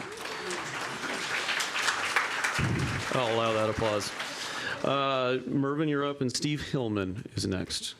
Mervyn Cohen, 520 West Cedar Street. Thank you, Josh, for allowing all of us to speak. Have our say. Very much appreciated. For over 100 years, the village has developed its own unique culture. My talk is on culture. It's difficult to describe in words, but culture is strongly felt and appreciated by all who live in the village. All of us have many options for where we live. Each option that we choose for our residents has its own unique culture, and this is part of the reason that we choose to live where we do. Some folk love Manhattan with all its bustle. Some may choose to live in downtown Indianapolis, connecting with other young people. Subdivisions are popular for many, especially families with young children. Others opt for rural environments with acreage. Apartments and condominiums are where many people live. These provide their own unique culture. Our village of Zionsville has its own culture. Homes in the village are close together. Folk know lots about their neighbors, possibly too much at times. Nobody chooses to live in the village if they value privacy. People know each other well. In good weather, folk are outside talking to others, working in yards, or walking their dogs. There's wonderful friendship in our village. Those of us living in the village highly value its culture. The village community is small, with fewer than 500 homes. We feel that growing the number of residences by over 30% and overnight, and bringing in the own unique culture of an apartment community is truly a threat to the very unique culture that exists now in our very precious village. I'm going to finish with a few lines written by some other residents. These our name and this a shame, because quaint is small, and this is our fame. We're the people you represent. Hear our voices, build with consent. Thank you, Mervyn. Stephen Hillman is up, and Gwen Doyle is on deck. Council President Garrett and members of the Town Council, my name is Steve Hillman. I reside at 760 Laurel Avenue with my wife Pam, and we've lived in our home for 15 years. I think we all agree that we have something of a unique thing here with this village, with the charm and the character that we have. And I think we owe that in large part to your hard work, the hard work of your predecessors, and you taking on these leadership positions and laying this foundation for us to build upon. I believe, though, that approving this project erodes that foundation. It is a 180-degree turn, and it flips upside down what the village residents view for this community's future. I know the Planning Commission has heard opinions on both sides, and of course, all of these opinions are valued and they're important. But I would ask that you pay particular attention to the opinions of those of us that live in the village, those of us that will be directly and negatively impacted by this 184-unit apartment complex to be constructed literally in our midst. We've all seen the impact that decisions made by our elected officials can have on the future of a community, particularly when those decisions have to do with a downtown area or the heart of the community. And so I ask that you vote no on this proposal to maintain our property values, to maintain the character of this village, and to give the village residents, those of us that actually live here, the village that we want. Thank you. Thank you, Stephen. Gwen is up, and Brooke Klakowski is on deck. Gwen Doyle, 635 West Pine Street, Zionsville, Indiana. Lived there about 20 years. I've never seen in the time we've lived here this groundswell of opposition to a project. And I wish you would focus on the project. That's the only issue here, not how good, bad, or indifferent J.C. Hart is. It's what the project does to this town. And as we know, we have a lot of business owners wanting to have these new customers. I sincerely doubt that high-paid millennials are going to move to Zionsville, and I really have a trouble being a downsizing baby boomer, would want to move into Sycamore Flats, to pay $25,000 a year for a two-bedroom apartment, so I have the privilege of walking to one of the 15 or 18 eateries in the landlocked business district of Zionsville. There is one issue that gets more customers for the business district in Zionsville, and that is parking. Parking, parking, parking, and no one is addressing parking. Thank you. Thank you, Gwen. Brooke, you're up, and on deck it's Ernst Kevin Wallian. My name is Brooke Klakowski. I live at 175 East Ash Street. Excuse me. I think I've made enough ruckus, so I would like to give my time to Mark Walters. Very nice. Mark, you're up. Hi, Mark Walters, 545 West Poplar, aging baby boomer. I really appreciate the opportunity to address the council tonight in opposition to the proposed development. My opposition takes several forms, most of which you've heard already, but I'd like to address one in particular. That is the increasing risk of losing the architectural context of Zionsville. As Indiana landmarks will attest, this is happening in communities all over the United States. It usually starts with a proposal such as Sycamore Flats, a building that does not fit the historical context of the majority of the surrounding buildings in the town. What happens is, as more of these types of buildings are erected, and make no mistake, there are other potential sites along Main Street and the surrounding area where this could happen. the historic buildings slowly lose their context relative to the newer, more modern structures. Once this process is underway, it becomes increasingly easy to approve structures that don't fit what was once the historic architectural style of the surrounding buildings. Over time, and it can be a surprisingly short time, the town is transformed from what once was a contextually cohesive grouping of historic structures that evolved over decades to a town that has a few relics of historic buildings that are now overshadowed by new modern structures that become the contextual heart of the town. Most of the residents in favor of this are not in favor of this type of change to the village, regardless of where they live in Zionsville.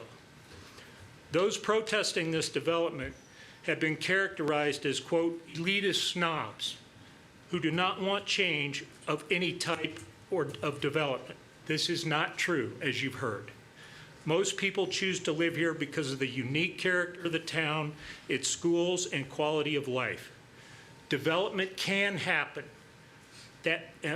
Development can happen that perpetuates this environment, but not this development in this location. It simply doesn't fit.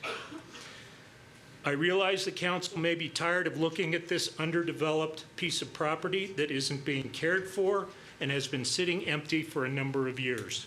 However, this does not justify approving a development that I firmly believe will start this town down the slippery slope of losing the character that defines it and sets it apart from any other community in Indiana. I urge you to vote against this proposal.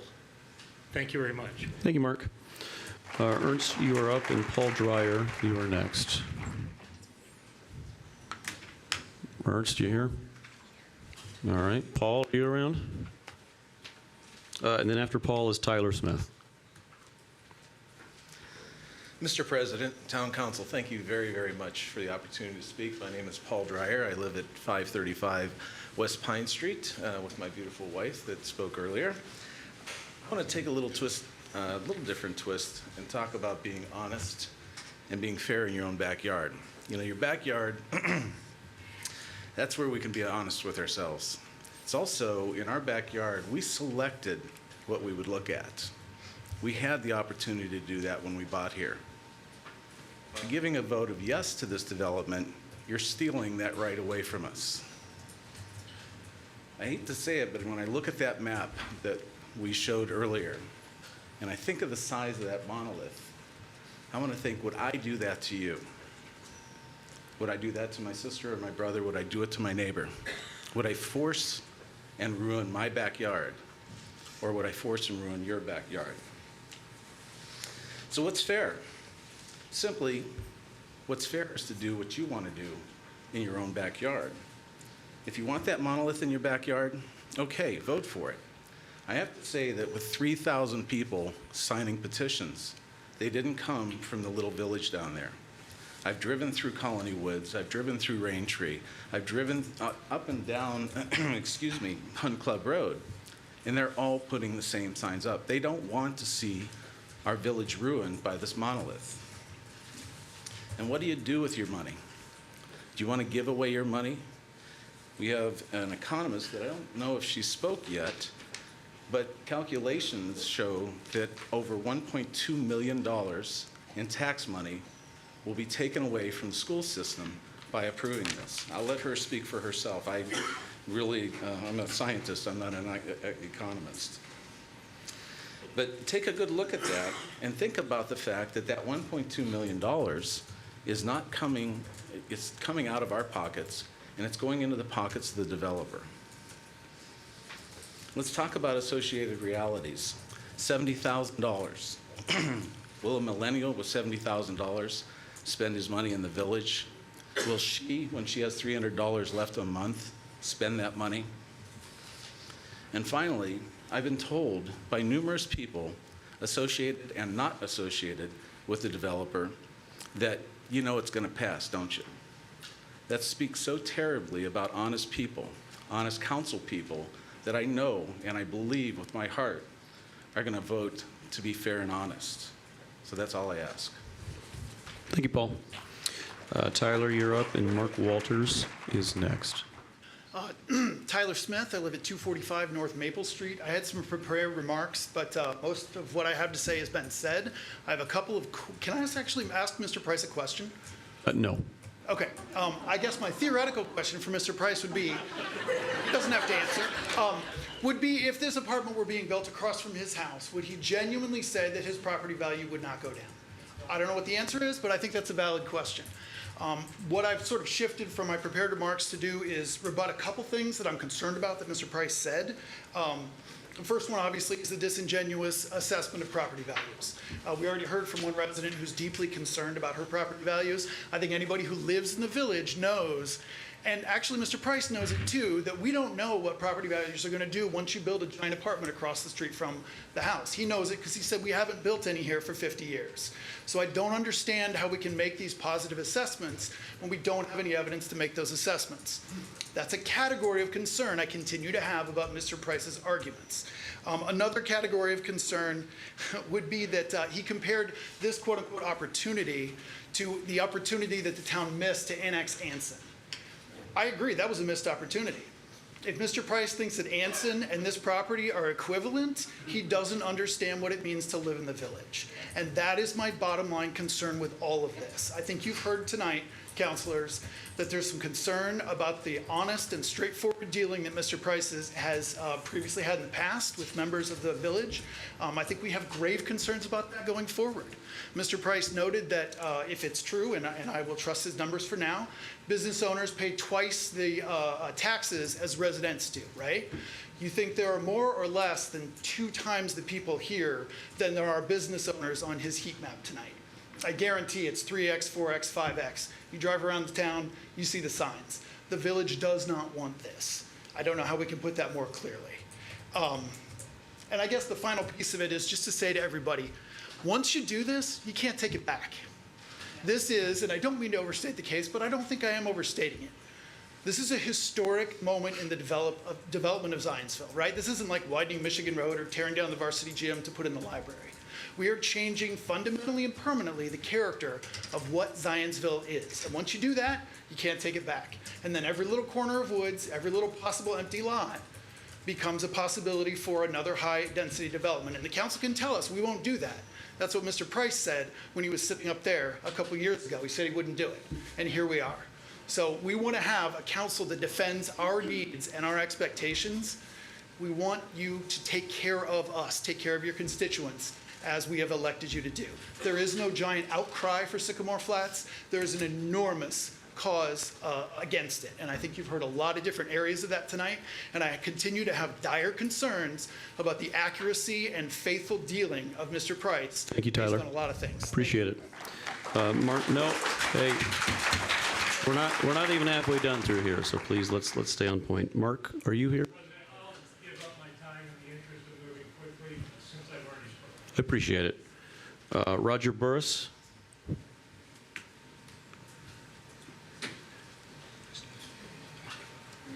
Oh, and I'm sorry, Kent Ezra is next after Roger. Good evening. Thank you, councilors, for hearing all this discussion. And I'd like to just thank everybody for this. Has been a really engaging process. And I know people feel strongly about it, and everybody's entitled to their opinion. And I just want to say I appreciate that. I'm here to give... Roger, can you state your name and address? Yeah, thank you. Roger Burris, address 4605 Hickory Court. Thank you.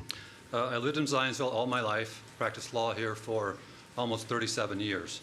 Not as long as John Tousley, but I do think when Matt was talking about the aging population, I think he was talking about me. I want to give you the perspective of my client, the owner of this property, Barbara Hansen and Fabrico, Inc. Barbara ran a good business here and unfortunately decided to move her business. I think if her business was here with this project, I think she probably wouldn't have had to have moved her business. There's tremendous economic incentive to provide people to to go to our local businesses and to make downtown Zionsville a success. I also want to talk about some of the previous attempts at putting projects on this property. I think the first one was the Buckingham project, which would have been almost 400 units of apartments. I thought that was too many, and I think you did as well, and the Plan Commission did. Then in 2016, there was a developer by the name of Randy Green who had lots of ideas, but he seemed to attract litigation and also didn't seem to have much tact, because I think his comments at a VRA meeting probably led to the rezoning of this property to the Village Business District. So that's about the time that Barbara hired me to help her with this. And I went about this like I go about most of my project, which is to talk to people who are involved, try to find out what's going on so that I can recommend things to my client and help her. So I talked to the mayor, I talked to the deputy mayor, talked to Mr. DeLong, Councilor Garrett, other town councilors. It seemed that everybody was frustrated at the lack of development on this property. And some of that was probably because developers didn't have the best interest of Zionsville at heart. I think some of that speaks for itself, but I think really what I determined was that we needed three things. We needed a viable developer, we needed a good plan that would be workable, that could actually be built, unlike the last one, and we also would need some density, because this is a challenging site to build, and it's going to take some density to make that happen, whether it's residential or commercial. So I think my client has done everything expected of her. She got an outstanding developer for this site. She's worked with the town for years, tried to make this happen, and from her perspective, she thinks that this is a good thing, and she would like to see it approved. Lastly, the consideration of preserving property values Thank you, Roger. throughout the jurisdiction. Appreciate it. Thank you, Roger. Thank you. Kent, you're up. Larry Jones is on deck. Hello, my name's Kent Ezra. I live at 654 Spring Hills Drive here in Zionsville. My wife Liz and I own Cobblestone at 160 South Main Street. I'm going to start by reading a letter representative of more than 20 businesses in the downtown area. One of the most recognizable and beloved features of the town of Zionsville is our historic downtown with its brick street, undeniable charm and character. But residents of the village and surrounding Zionsville don't come down to look at the brick street and vacant storefronts. They come to frequent merchants. The shops and restaurants that drive people to the village give life and make it an economic engine for our town. Village merchants face many headwinds, including competition from national retailers, e-commerce, increasing rents, higher employee wages, and other costs like insurance and utilities. To bolster and preserve the village, we need more foot traffic and increased population base near the village will help us with that goal. A high-end multifamily community like Sycamore Flats will help sustain and improve the village we know and love, where we have chosen to locate our business. The residents of Sycamore Flats will inject much-needed vitality, purchasing power, and right on our doorsteps. Our businesses and our livelihoods, we take pride in what we do in contribution and we make to the community. We exist to provide great experiences for our customers, and we appreciate the business. I would like to say that, all of us here today, regardless of what side we're on, we're here for Zionsville. And so businesses in the downtown district definitely do not want to change what the Zionsville is. What we want to do is preserve it, and we want to move it forward. And I ask the council to vote yes for this, and I want you to think about where we're going to be in 10 years. Where is that property going to be in 10 years? And I thank you very much. Thank you, Kent. Larry, you're up. On deck is Bob Spoonmore. Larry Jones, 4513 Austin Oaks Court. I'm also a member of the Planning Commission and the Board of Zoning Appeals. I really want to thank the previous gentleman, Mr. Burrs, for the comments he made, because it helps a lot of what I would like to say, I think, go over a lot easier. Part and parcel of the reason I serve on the BZA and the Plan Commission is because for the last 35 years, I've had the good fortune to own property in Chatham Arch and Lockerbie Square and Math Avenue. I've restored, redeveloped, built, and basically every comment that every individual is making in this room, I've been on both sides of, either receiving it or providing it. And so I fully understand everyone's concern. But one point that I differ is that when it comes to kind of protecting and preserving the unique charm, historical features of a town like Zionsville, you do not do it by isolating it. You know, the businesses, the towns that are there every day have to fight the building code, the zoning code, ADA, Amazon, the internet, Carmel, Westfield, Whitestown. Every one of those entities and every one of those things works against the businesses that we have. And the only way to counter that is through revenue. And the only source of revenue is people. And so as much as people want to make comment about density being bad, it is a tremendous benefit if you want to preserve the unique charm and individuality of the village. Take a minute to tour any small town in Indiana, and what you will find is a collection of, flea markets and consignment shops and boarded up windows. And the reason for that is because they lack customers. And what we are trying to provide, or what Sycamore Flats is trying to provide, is that customer base. As a member of the Plan Commission, we look regularly at the projects. We drive out, we go through the numbers, and then we also do our due diligence on the people before us. With J.C. Hart, with Glenn Hoagie, with Tim Dahl, you have a group that has done hundreds of millions, if not billions of dollars worth of development. This is, one of the things I really don't like about our presentation situation is you never get to hear the efforts they've put in with the DNR. You never really understand what they're going to need to do to the creek. You never really get to hear the story about what they're doing with the horse facility down there to basically benefit the whole area. This is a terrific opportunity. I hope somewhere in the future we're not walking down Main Street wondering where the freestanding bookstore went, why are all the restaurants no longer locally owned, what happened to all our small businesses. That is why you need to support this type of development. Thanks. Thank you, Larry. Bob, you're up. Tammy Kelly is after him.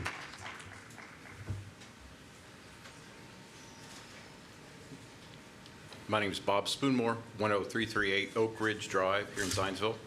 I've lived in Zionsville 26 years and have been part of leading multiple nonprofit organizations trying to support and help our community. What I think, and I stand in support of the proposal. Importantly, I think there is growth in this, and the growth, as I think has been mentioned from both sides, it does bring people to the downtown area. It adds vitality and money to our economy, which helps. Universities throughout this country study in academia the Carmel model of the development in Carmel. And I'm not here to say we should be that. We should not be Carmel. Hey. But in everything they have done, you have to believe if all academia is looking at that model, they did a few things right. And if we don't try to copy them, but take from them some of the positives and look at what has been done and take away some of those positives, I think that is us doing the right analysis and the right decision moving forward. So I see this as maybe picking out a few of the positives, because when I see some of these villages, some of these other areas, I see some positives in those that I think could fit our village. The other growth is really an opportunity. Many people that will come and live in those apartments are then going to grow and buy homes in this neighborhood. I am very close to being an empty nester. I would like to see more options of maintenance-free living so I could leave my home and stay in this community with the restaurants and shops I love for a few years before I move out, but to have a maintenance-free option. Right?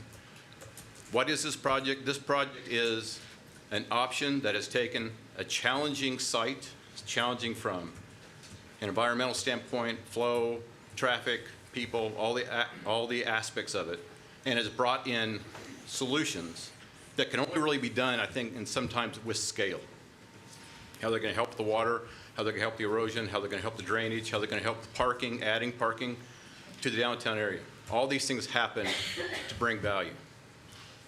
What this is not some pristine lot on Main Street.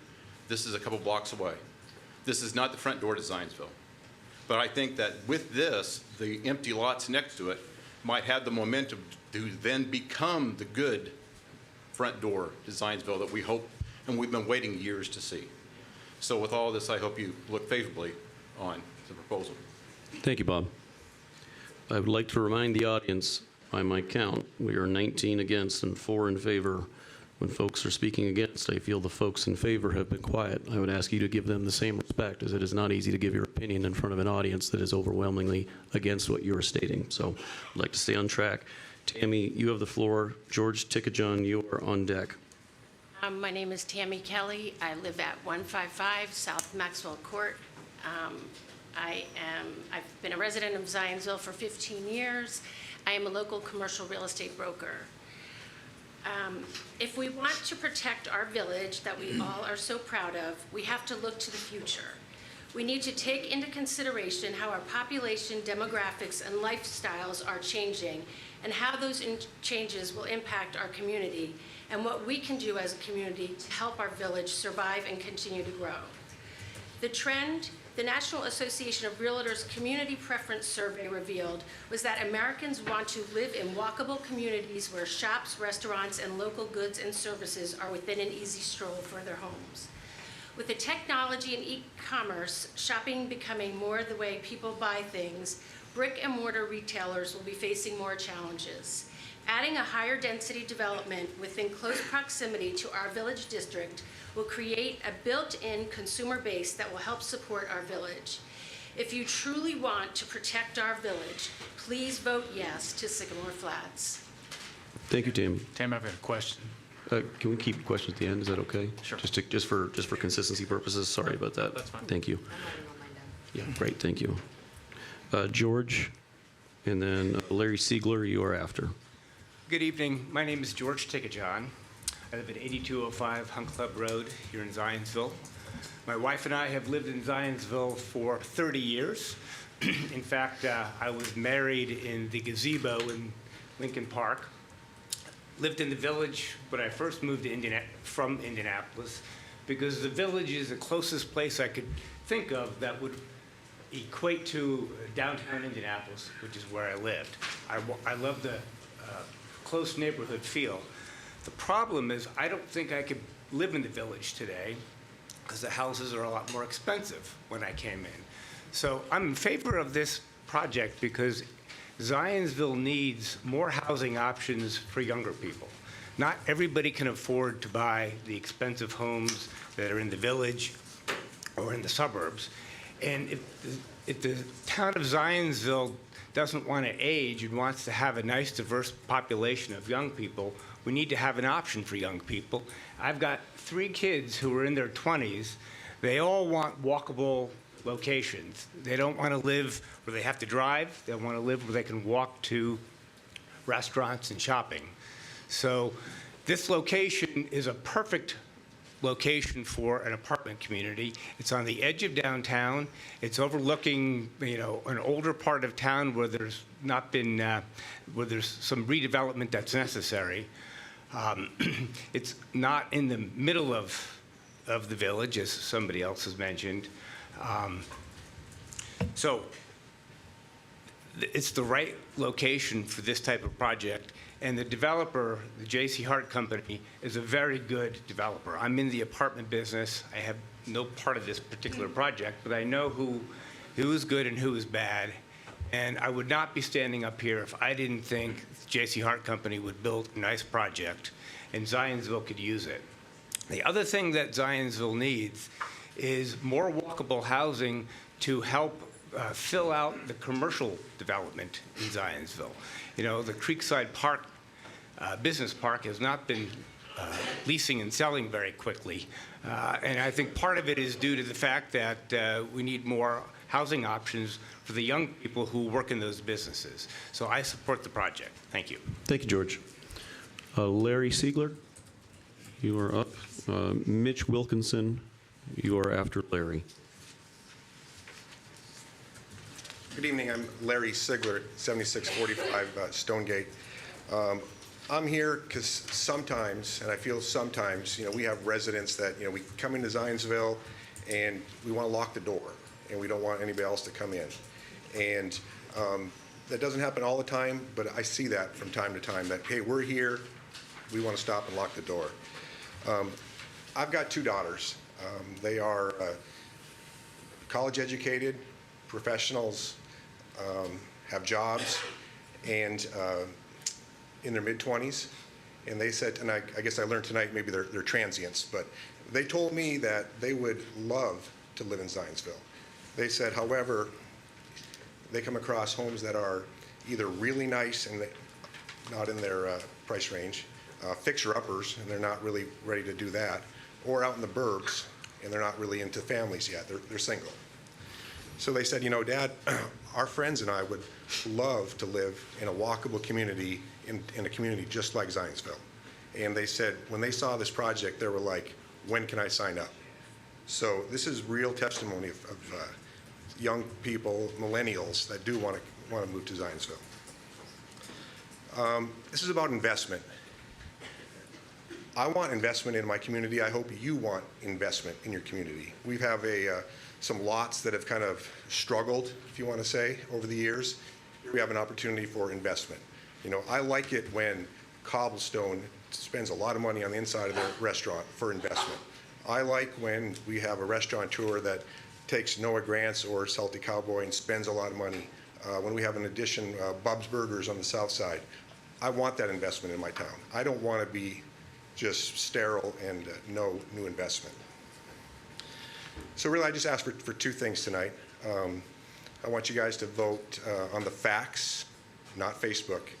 And there's been a lot of untruths on the Facebook. So we really ask you to really look in your hearts and vote facts, not Facebook. And the second thing is, I want you to vote really thinking that these are the keys to the next 10 or 20 years, not the keys to the last 10 or 20 years where we actually lock our door, pull down the shades, and are not open for business. Thank you. Thank you, Larry. Mitch, you are up. David Roush, you are after Mitch. Good evening. My name is Mitch Wilkinson, and my address is 12890 Old Meridian Street, apartment 362, because nothing like Sycamore Flats exists here in Zionsville largely. I'm one of those millennials that's lived in Zionsville for my entire life, 19 of my 24 years. I love Zionsville. My best friends were made in Zionsville. I met my beautiful girlfriend here in Zionsville. But unfortunately, there was nowhere for me to go when it came time for me to look for a place to live. A place like Sycamore Flats allows me to continue to live in a place that I love, a place that I grew up in, a place I feel comfortable. And to be quite honest, it's extremely disheartening to hear some of the reactions of folks in the audience when it's suggested that an influx of young people like myself would take away from a town that I like to call home. I think leaving an opportunity like this on the table is not in the name of growth. I don't think taking the stance that adding an influx of people like myself wouldn't be a positive thing is in that same vein. And I'd like to ask the council to support this project as it moves forward. Thank you. Thank you, Mitch. David, you are up. Skander Nasser, you are after David.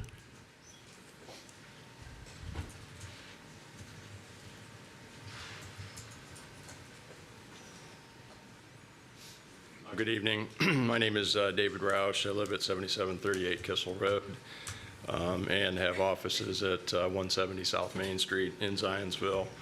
I wanted to build on the timing part of the conversation tonight.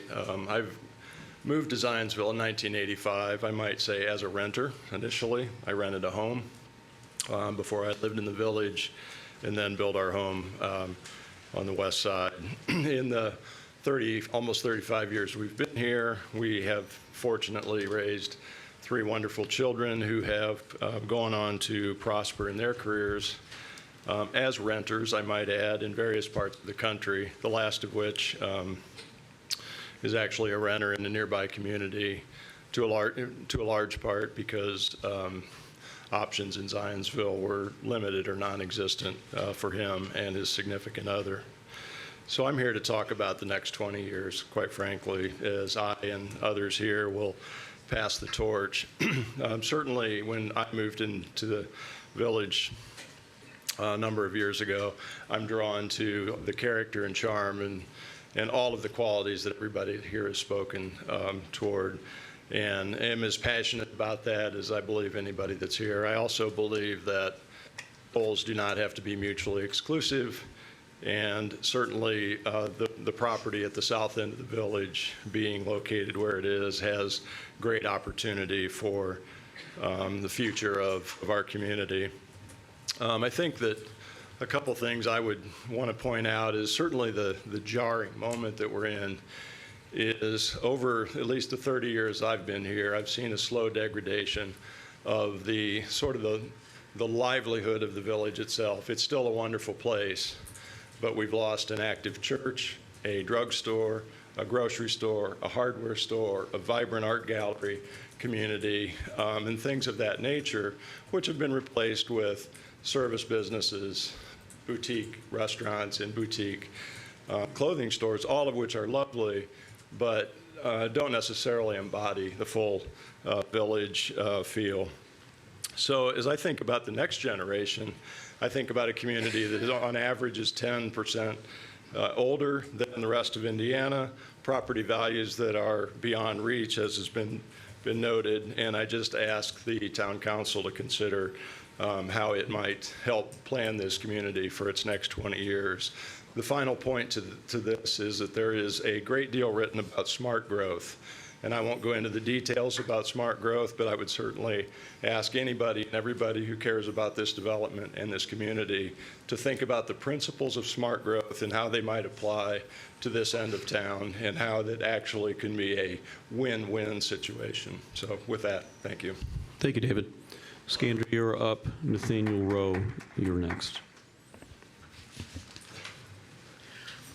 My name's Skander Nassar. I live at 11828 Promontory Trail. I've attended all the Planning Commission meetings, and I've attempted to listen to every person's view. From every point that's made, a counter can be offered, as done this evening. And I respect my neighbors' views that differ from me. And hopefully they respect our views also.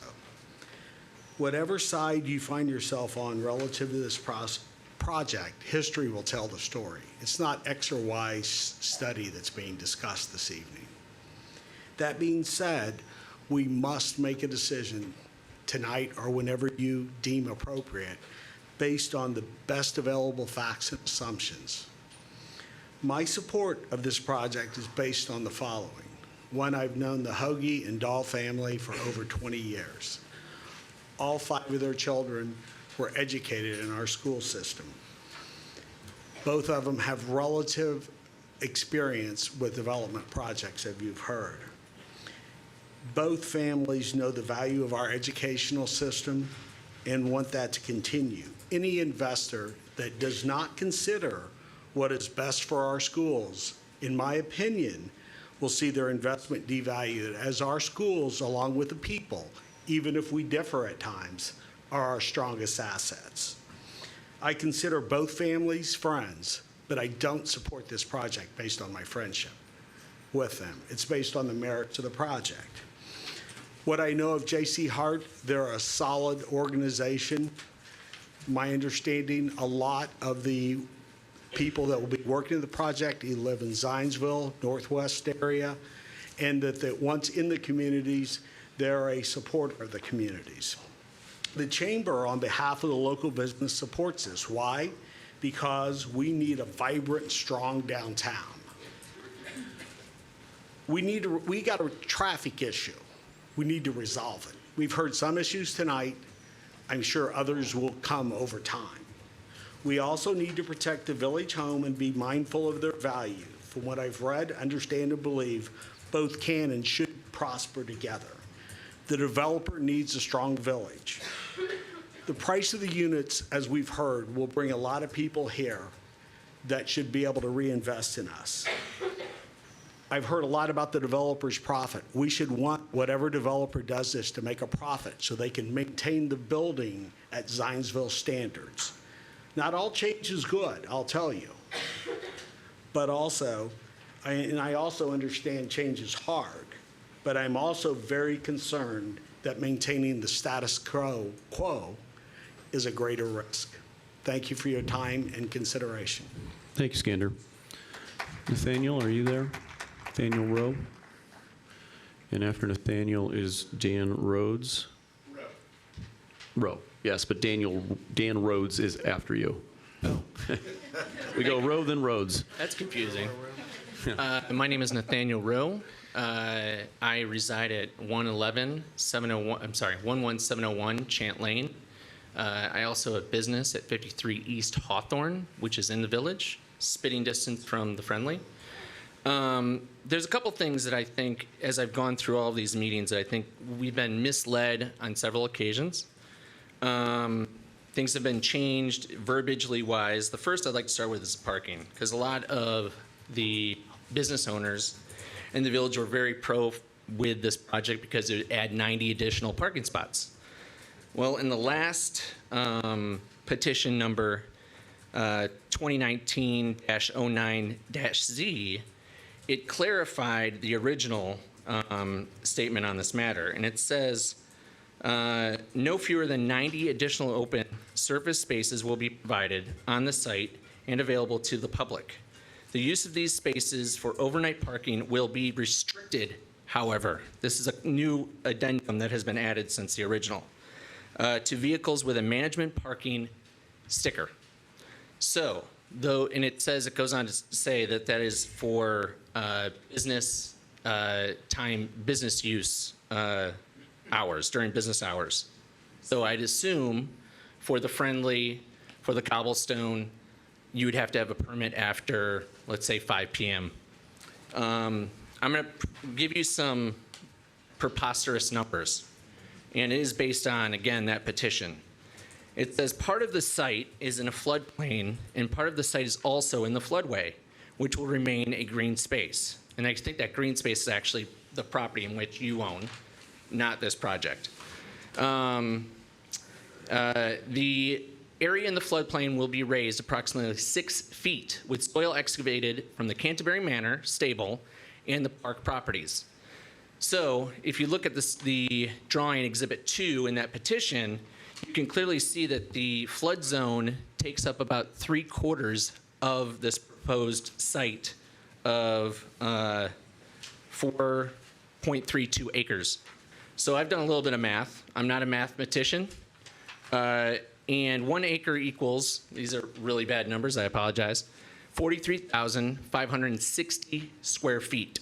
3.24 acres, which would be roughly 3/4 of the property in which you want to develop, would come out to 141,134 square feet. At the approximate additional depth of 6 feet, which you have stated in the petition, you will need to raise it above the flood zone. To clarify the math, because I put it into football fields, this would be the equivalent of 1 football field, 14 feet high. And this all is going to come from the manor, Canterbury Manor, and the park properties. Thank you, So Nathaniel. this is extremely large amount of earth. Thank you. Thank you. Dan Rhodes. And after Dan, Ralph Stacy.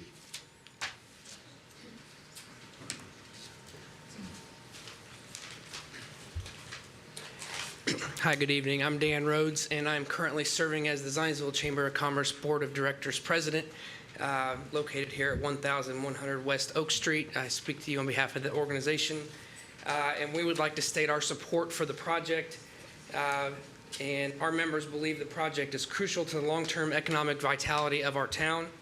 The increased purchasing power and new customer base our Zionsville merchants and restaurants will benefit from with this project is dramatic, we believe. We also anticipate residents of this high-end multifamily development will include our town's next generation of entrepreneurs and community leaders. The Zionsville business community is urging you to take this next step in the future of the town. I also wanted to provide a little commentary that we have roughly 420 members, and we have been contacted by no members at this point who oppose the project. Thank you for your time. Thank you, Dan. Mr. Stacy, you are up. After Mr. Stacy is Carol Mullet. Ralph Stacy, resident at 60 South 2nd Street. My wife Jan was unable to attend today, but she's here in my heart.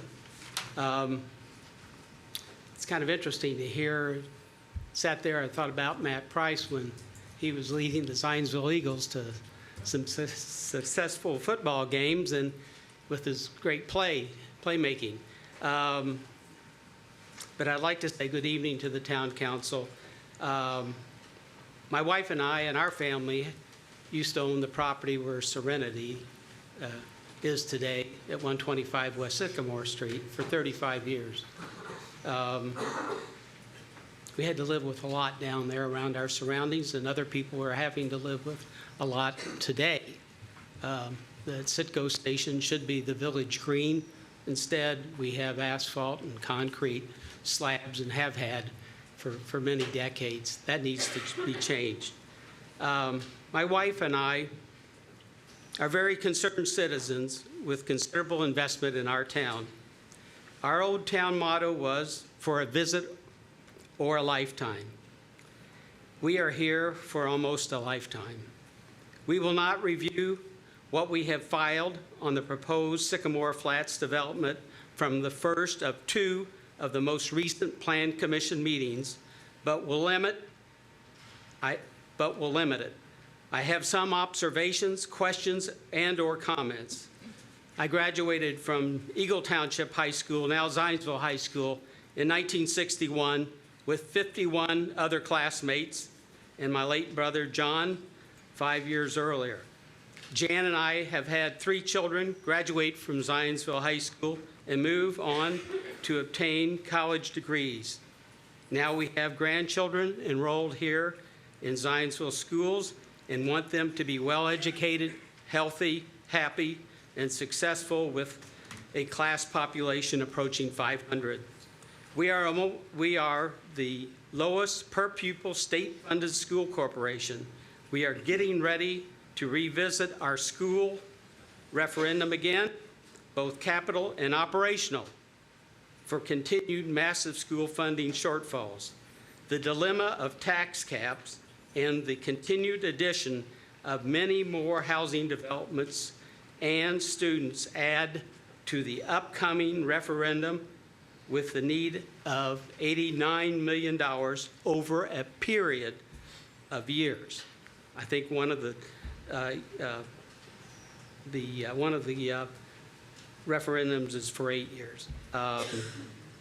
We need to look to the past and learn about Zionsville's 1980 Growth Control Continuation Ordinance. How closely is the town and Zionsville School Corporation? Thank you, Mr. Stacy. Pardon? Thank you, Mr. Stacy. Am I over? Yes, sir. I'll send this one to you as well. Appreciate it. Thank you very much. Thank you. Carol, you're up. Brian Bennyworth, you're after Carol. I would vote against it. Thank you, Mr. Stacy. Good evening. I'm Carol Mullet. My husband Wade and I live at 200 North Maple Street. We are, compared to many people here, fairly new residents. We moved here about 4.5 years ago. Chose Zionsville because we just fell in love with the village. It's a beautiful place, and there was lots of liveliness, and we love being in an area where we feel comfortable and have met many wonderful people. And we also love the fact that our daughter and son-in-law and their 2 kids live here. So that's a great reason to live in Zionsville. But I guess one of my questions would be, and this would reference the fact that Mr. Price was at one point the council president. This was obviously before we were here, and so, but there was an article quoting him in the Sentinel, which is the local paper, and he was quoted in the Sentinel and said a PUD would not be used for this type of development. But yet now, council and Mr. Price are suggesting that this is a reasonable use. So I think that makes many of us feel like the change in zoning to make it the village business was done to prevent something of this scale, and now it's being considered to change again. And I think that has made a lot of people feel like there have been perhaps some underhanded or backdoor kinds of arrangements. And I'm sorry, I'm not accusing anyone, but it does make you wonder, why did we do it this way and now all of a sudden it's going another way? The other thing, the other quote, and this comes from the Sentinel, is that it said that a PUD must be approved by the Planning Commission and the elected town council. And that is the great thing, because if you don't like it, you can elect them back out of office. So I'm not suggesting again that that's what's going to happen, but that was what Mr. Price evidently said in this article. So just my 2 bits for keeping Zionsville a little more the way it is. Again, I'm not opposed to growth. I was a designer and worked on many commercial projects, but I would also like to have them fit the community. Thank you. Thank you, Carol. Brian, you're up. Heather Lusk, you're after Brian. Good evening. Thank you, Council, for the opportunity to speak. My name is Brian Bennyworth. My wife and children and I live at 180 North Maxwell Court in Colony Woods. We moved to Zionsville from Michigan 7 years ago when I started work at Riley downtown, and we're impressed with the quality of the community and the feel of the neighborhoods and the school system. Nobody's against the growing the downtown. We need more people. We need to have people come to the community to spend money. The estimates that J.C. Hart is providing for this project suggest that maybe as much as $14 million annually will be able to come into this community. That would be the $75,000 per year times 184 residents or other homes in each of these communities.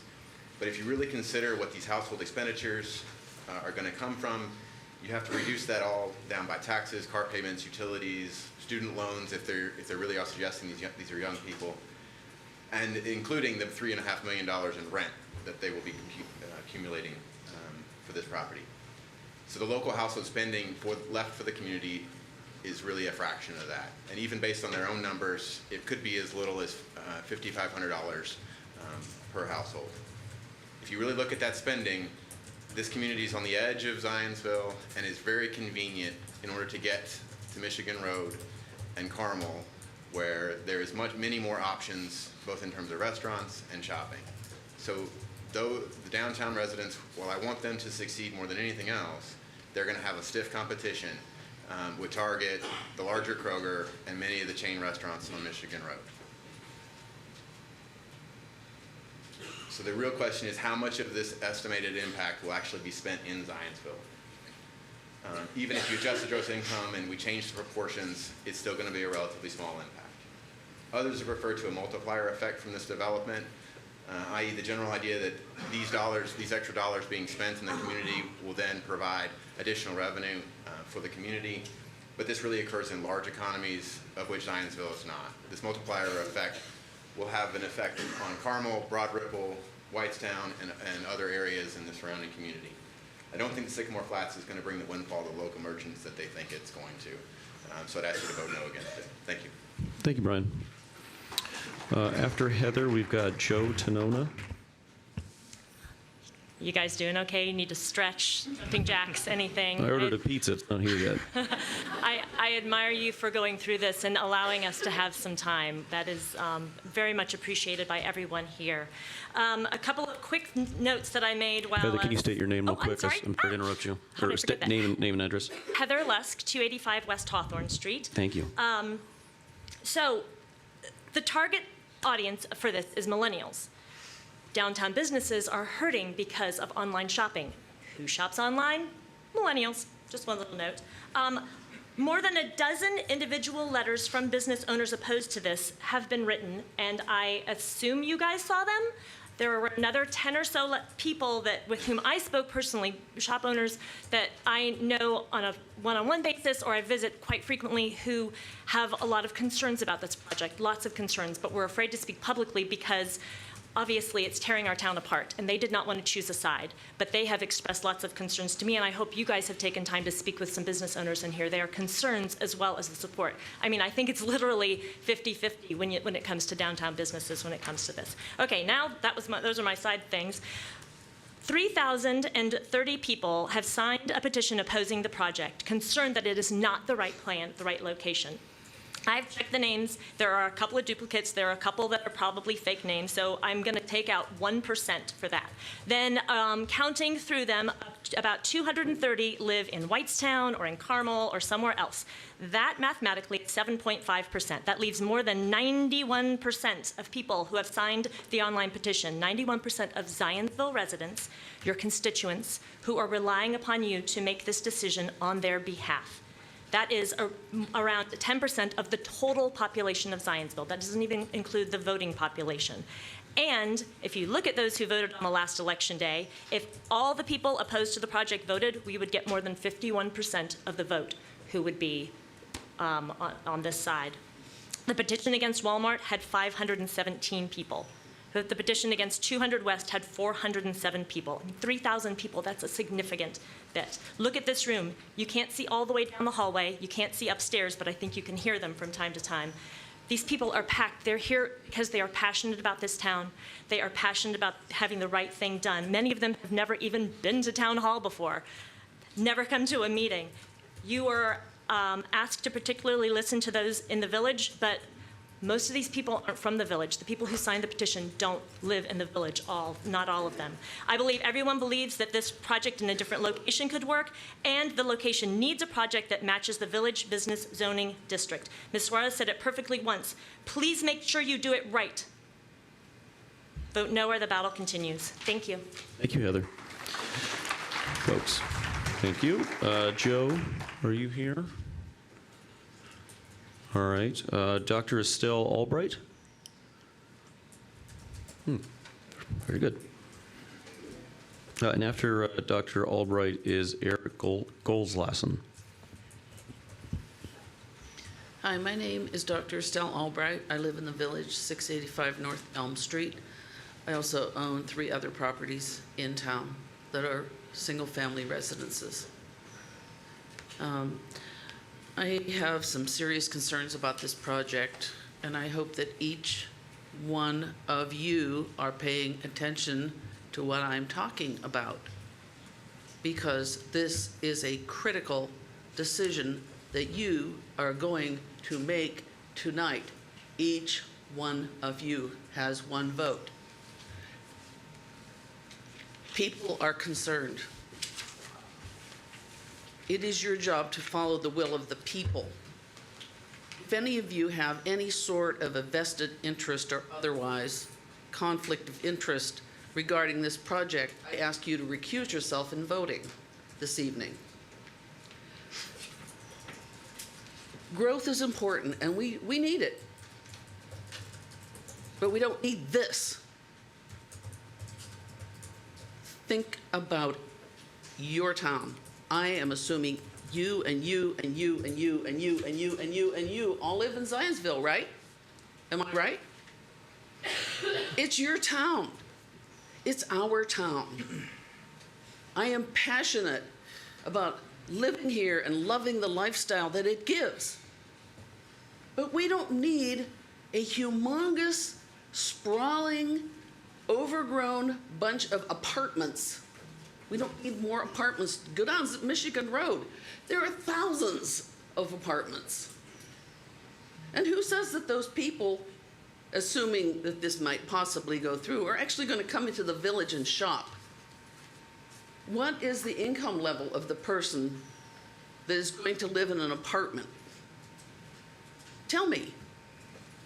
Are they going to have that kind of expenditure money to just go out to dinner or come down and have tea or all of the things that we all enjoy? I doubt it. If you think this is going to grow the town, you should really think again. Let's follow the money. Who's going to benefit from this? I am opposed to this. I am opposed to this vote tonight because it's the first step in a TIF. And when you have a TIF, all the money stays within the TIF for 25 years and none of it comes back to us. It's going to suck the life out of this village. Thank you, Dr. Albright. Eric? And after Eric, we've got Mike Andrioli. Good evening. Thank you, Mr. President, council members. You've heard from many village residents. You've heard from... Can you state your address and name, I'm too, sorry, just for yes. records, Eric please? Ohausen, 7464 Fox Hollow Court. Thanks, Eric. Non-village resident. You've heard from many village residents. You've heard from many friends of the developer, relatives of the developer, those who have a financially vested interest in the project, obviously.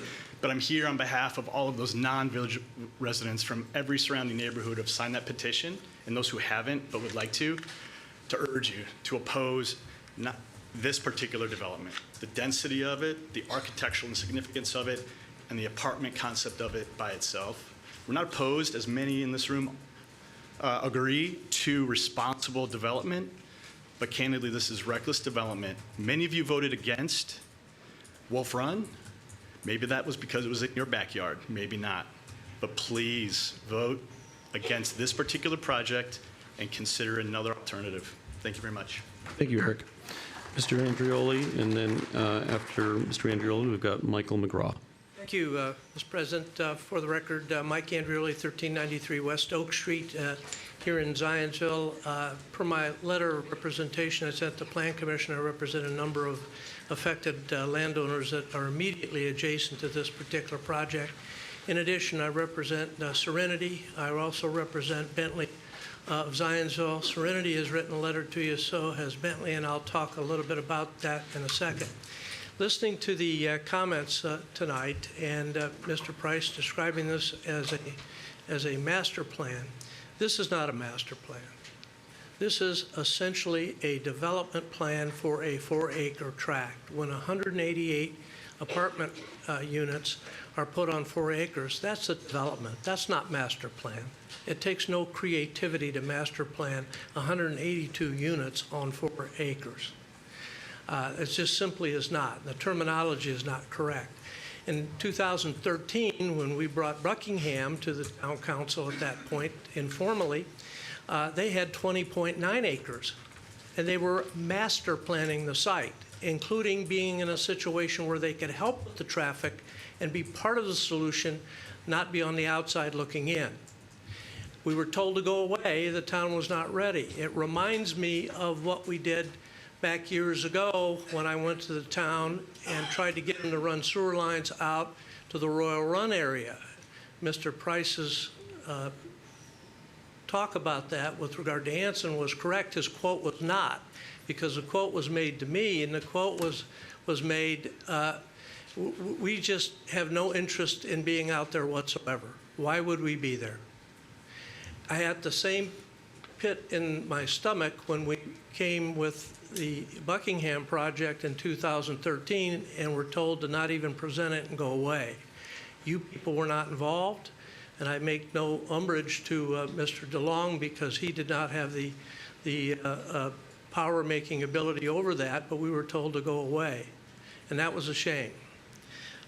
Traffic, if you would pass out those pictures, you have the pictures. Bentley has suggested if people want foot traffic, at least closing off the entrance on 2nd and Sycamore and making that foot traffic. At least that would help him. My fear is that Bentley will leave Zionsville. That may or may not be a concern to the residents, but I think that's what this is heading. If you look at those pictures, essentially, they can't hardly operate their business today. More traffic will make it almost impossible for them to continue to operate. Thank you. Thank you, Mike. Mike McGraw. And then after that, we've got Andrea Spielberg. Mr. President and council members, I don't have a prepared speech because I only decided to talk on my way down here on the trail. Could you give your name and address for the record, please, first? Certainly. And then, My name is Michael McGraw. My wife Jenny and I have lived in Zionsville since 1994 and raised our 3 children, Sarah McGraw, MD, and 2 master's enrolled twins, Jordan and Joshua. We live at 961 Franklin Trace. Thank you. I prepared these notes only by listening to the speakers, so I'm going to have to speak very rapidly because I only have 3 minutes. In my first career out of college, as VP of Income, Property, and Loan Servicing, I had the ability to interact with Mr. Hart Sr., and I have a high regard for his business acumen. Mr. Price's presentation for the petitioner was eloquent, even if flawed. Not every decision hinges on money. Sometimes there are higher priorities. Not to annex Anson, ironic that decision was made, unfortunately made, by a panel who I believe had a vested interest in keeping someone downtown. What's fair? A better location for this outside the village, perhaps 106th and Zionsville, or the west end of Creekside Park, or maybe across from Carolina Grill in Stonegate. The village has a reputation, an ethos, an aura that should be maintained. I'm opposed to this development. Thank you, Mr. McGraw. Andrea. And then last, we've got Jack Moran. Good evening. Thank you for letting me speak. My name is Andrea Spiegelberg. I live at 623 West Sycamore Street, and I've lived in Zionsville since 2002. One thing that really excites me is that we're having either side that we're on, that we are passionate about this town and having discussions. So that makes me happy, and I have friends on both sides. We all moved to Zionsville with different stories. Some of us have been here a few weeks, others have been here for generations, but we all have stories, we all have journeys, and we all have paths that led us here, and they were open for all of us. I was embraced as a newcomer, and as a resident, I want to continue to welcome others to our town. I live in a home that was built on the Hubbard parcel. It was actually featured in J.C. Hart's presentation. If you don't know what house it is, it's got the killer dachshunds in front of it. And it was just voted best dandelion patch in Zionsville for the 3rd year in a row. I support development that gives financial opportunity for people of diverse socioeconomic backgrounds to be a part of the village, not just driving in. Living there, walking there, eating there, buying there, and meeting new neighbors there, making friends there, and welcomed there. I feel the development of multifamily housing in the village will be good for business. I have seen 3 of my favorite businesses go under in the last 6 months: Ballerinas and Bruisers, Endurance House, and Noble Order. I have 4 of my 6 teenagers living in my home who work in the village. They walk to and from work every day and are saving money for college. They need those jobs and those businesses to stay in business. I urge you to approve development that provides social and financial opportunities for people to live in the village to those who couldn't otherwise do so. In closing, I would like to quote Jane Jacobs, a 20th century very progressive female urban planner. The ballet of the good city sidewalk never repeats itself from place to place, and in any one place is always replete with new improvisations. Thank you. Thank you, Andrea. Jack Moran, are you here? Our last speaker. Going once. All right. appreciate everyone's cooperation and respect during that time, and I appreciate all the speakers. That takes effort and takes bravery to get up in front of all of us, so thank you. Counselors, in front of us, we have the J.C. Hart team to answer questions. Wayne DeLong is here to answer questions from a town perspective. ANF Engineering is here if we have questions on intersection or traffic feasibility. Certainly, you can ask questions of any of the public speakers that may have made a comment you wanted. So, who would like to go first? Kevin?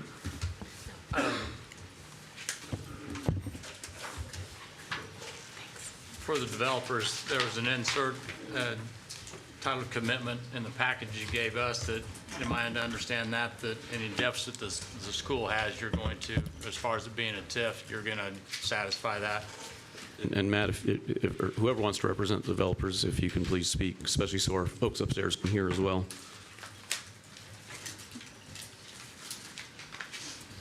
Yes, that's correct. What we're proposing to do is to put in place a commitment that would say, what that commitment attempts to say is that any surplus increment over and above what the town needs for debt service could be used to pay the school corporation the deficit, that would be a material term to any development agreement we would enter into with the town. So that there would be a mechanism for assuring the school corporation that there would be no shortfall as a result of this project. Is the park, your development, and this connected now? Is one not going to work without the other? No, they're independent. The park will go on if this project does not. There are definite synergies between the two properties because they're located adjacent to one another. One of the main ones is, and this is I think it's a cool thing. I live in the village too. I live about 1,500 feet away from this project. I own 3 homes between this project and where I live.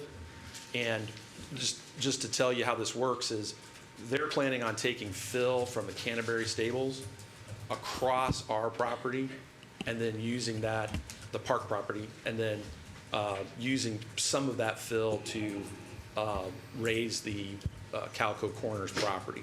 In the course of doing that, they'll cut a new public trail through the park property, which is the 11 acres of open space that Mr. Andreoli was referring to when he talks about the past master plan. But we're just connected that way because we can kind of work together. If for some reason this project doesn't go forward, then we would just have to cut that trail. But it's that kind of stuff. But we're not tied together. The park is a PUD also? I'm sorry? The park is a PUD also? Yes, sir. Is there any chance that they can be turned in from homes to multifamily? No, there is not. Okay. That process would have to come back through the Plan Commission and the Town Council. That's fine. Not going to happen. Do you know as a percentage-wise, and they talk like these apartments can be so much more expensive than anything else around here. And, you know, percentage-wise, how much more expensive they're going to be than the surrounding apartment complexes here? Maybe that's not a question for you. No, on a percentage basis. Todd, is that something you might be able to answer, or I'll put you on the spot? The rental range is between 1,200 and over 2,000. And I don't know how that compares exactly with some of the other communities that are in the vicinity. That's fine. Do you know what the outside dimensions are of the project? How far from Sycamore Street is it going to extend south? Yeah. Randy, you want to come up?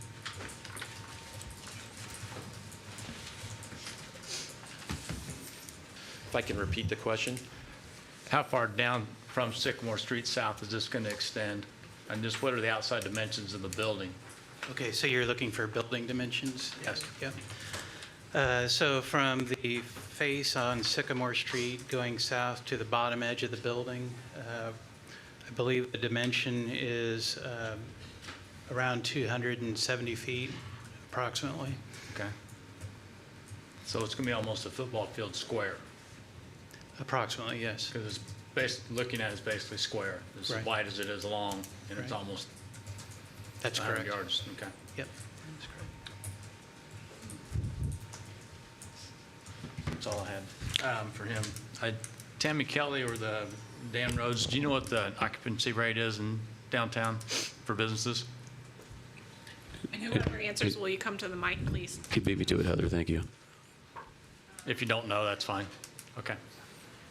And is the chamber, is Dan Rhodes? Okay, that's fine. That's it for me. Thank you. Matt, could I just clarify or get you to clarify a statement or a question I have for you? Is any member of the Planning Commission, the RDC, this town council, our mayor or town staff an investor or serves to gain financially from this project? No, sir. Okay, and as a follow-up to that, has there ever been any promise of future financial benefits to any of those same parties I listed above if this project is approved? No, sir. Not that I'm aware of at all. Thank you. So just to clarify, we're not corrupt or sleazy? That's one way of putting it, yes. Thank you. Just to make sure that's clear. That suggestion was not made. No, it was written. It was written. Yeah. Yeah. So, a couple of comments that I picked up on. While I understand that we're not here for the potential TIF bonding, but while you were speaking of it, I did hear you use the words at one point critical and a need. So would you say that the TIF bonding, would you say this project is contingent upon that TIF financing vessel? I would say that having an incentive that compensates for the public improvements associated with the project is critical. It's essential, and that's why we raised it. Now, what we are saying is that we think that the parameters of that is something that should be dealt with in the appropriate venue, including vetting our numbers further. We feel like the town did spend resources to vet the assessed value, and that once there is a project, then you would have the appropriate time to actually evaluate whether public improvements should also be part of the package for the project, just as was done for following a very similar process for the Holiday Farm project, which is now before the RDC under very similar circumstances.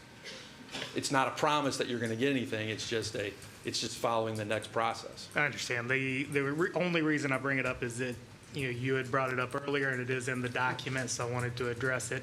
And I would have done the same for the Holiday Farm property had that been in their document as well. It was not. It was.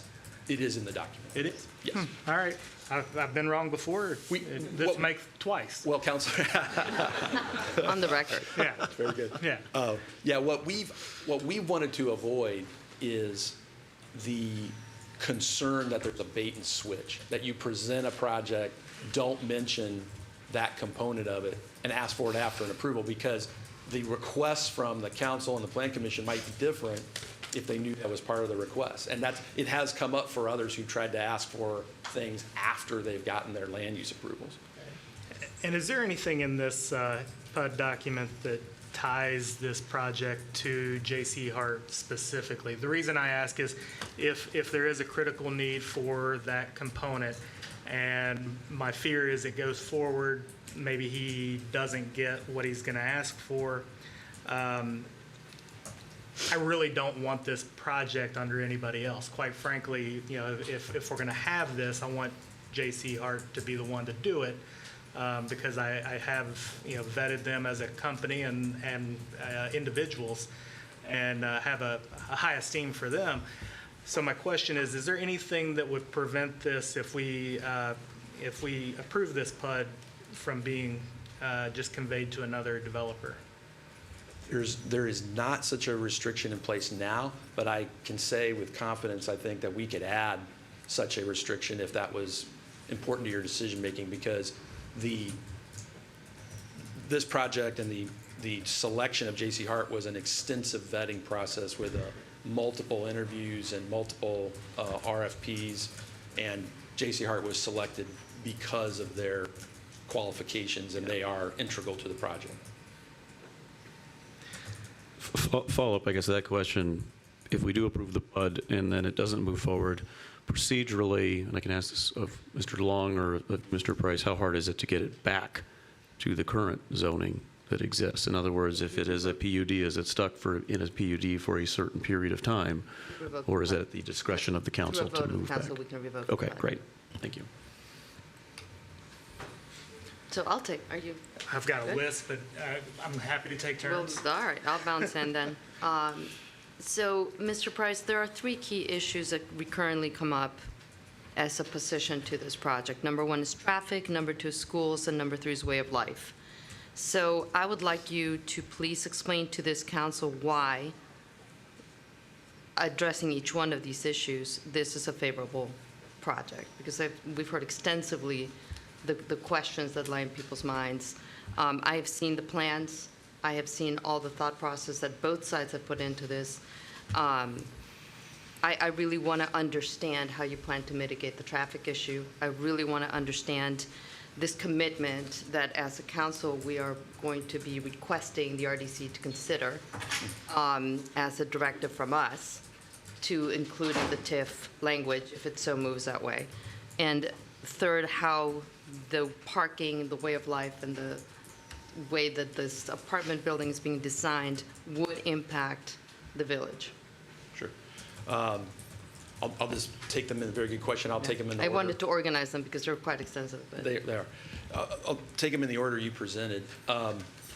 With regard to traffic, it's no secret that the intersections in this vicinity experience difficulties at peak hours, backups at peak hours, and not functioning at a high level today.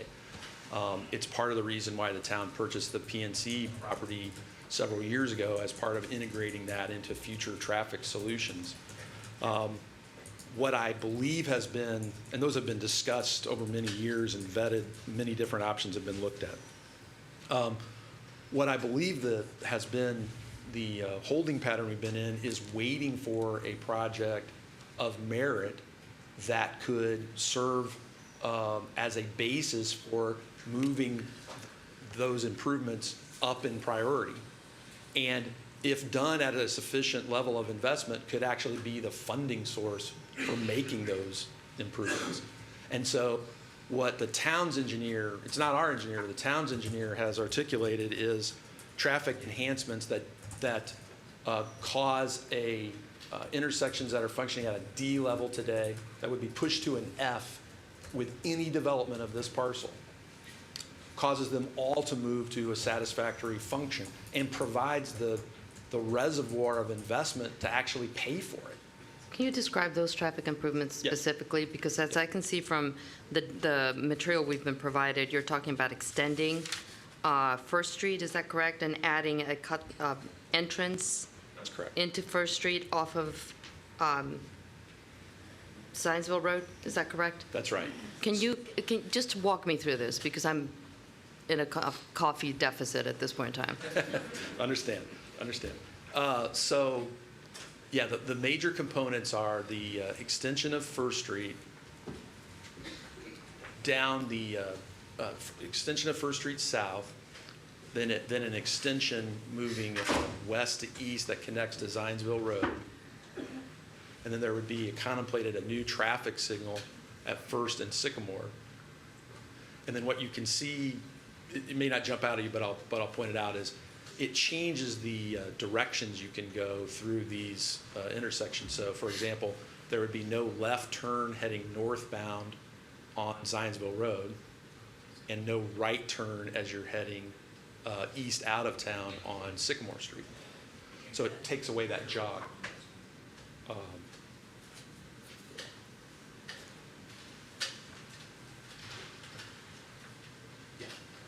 So the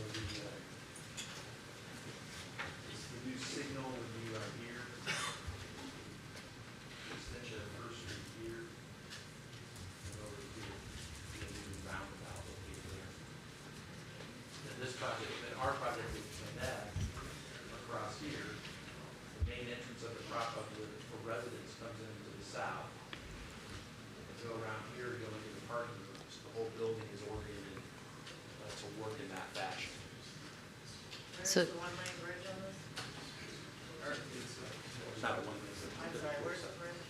It's south of the, you can see the creek is basically where our properties end, so it's south of the roundabout.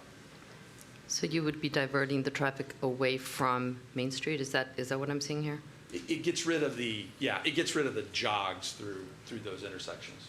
And is that the trails, are those trails that you have in yellow? Yes, so on the trails, on the strategic plan for the town for trailways, they contemplate a trailhead right here. So we built one, or we're contemplating building one right there. It would extend along the eastern side of the building, comes down here. There's a significant elevation change. There's a place to access the trail there, and then it cuts back across the park property through the floodway, and then connects up with the existing trail system along Eagle Creek.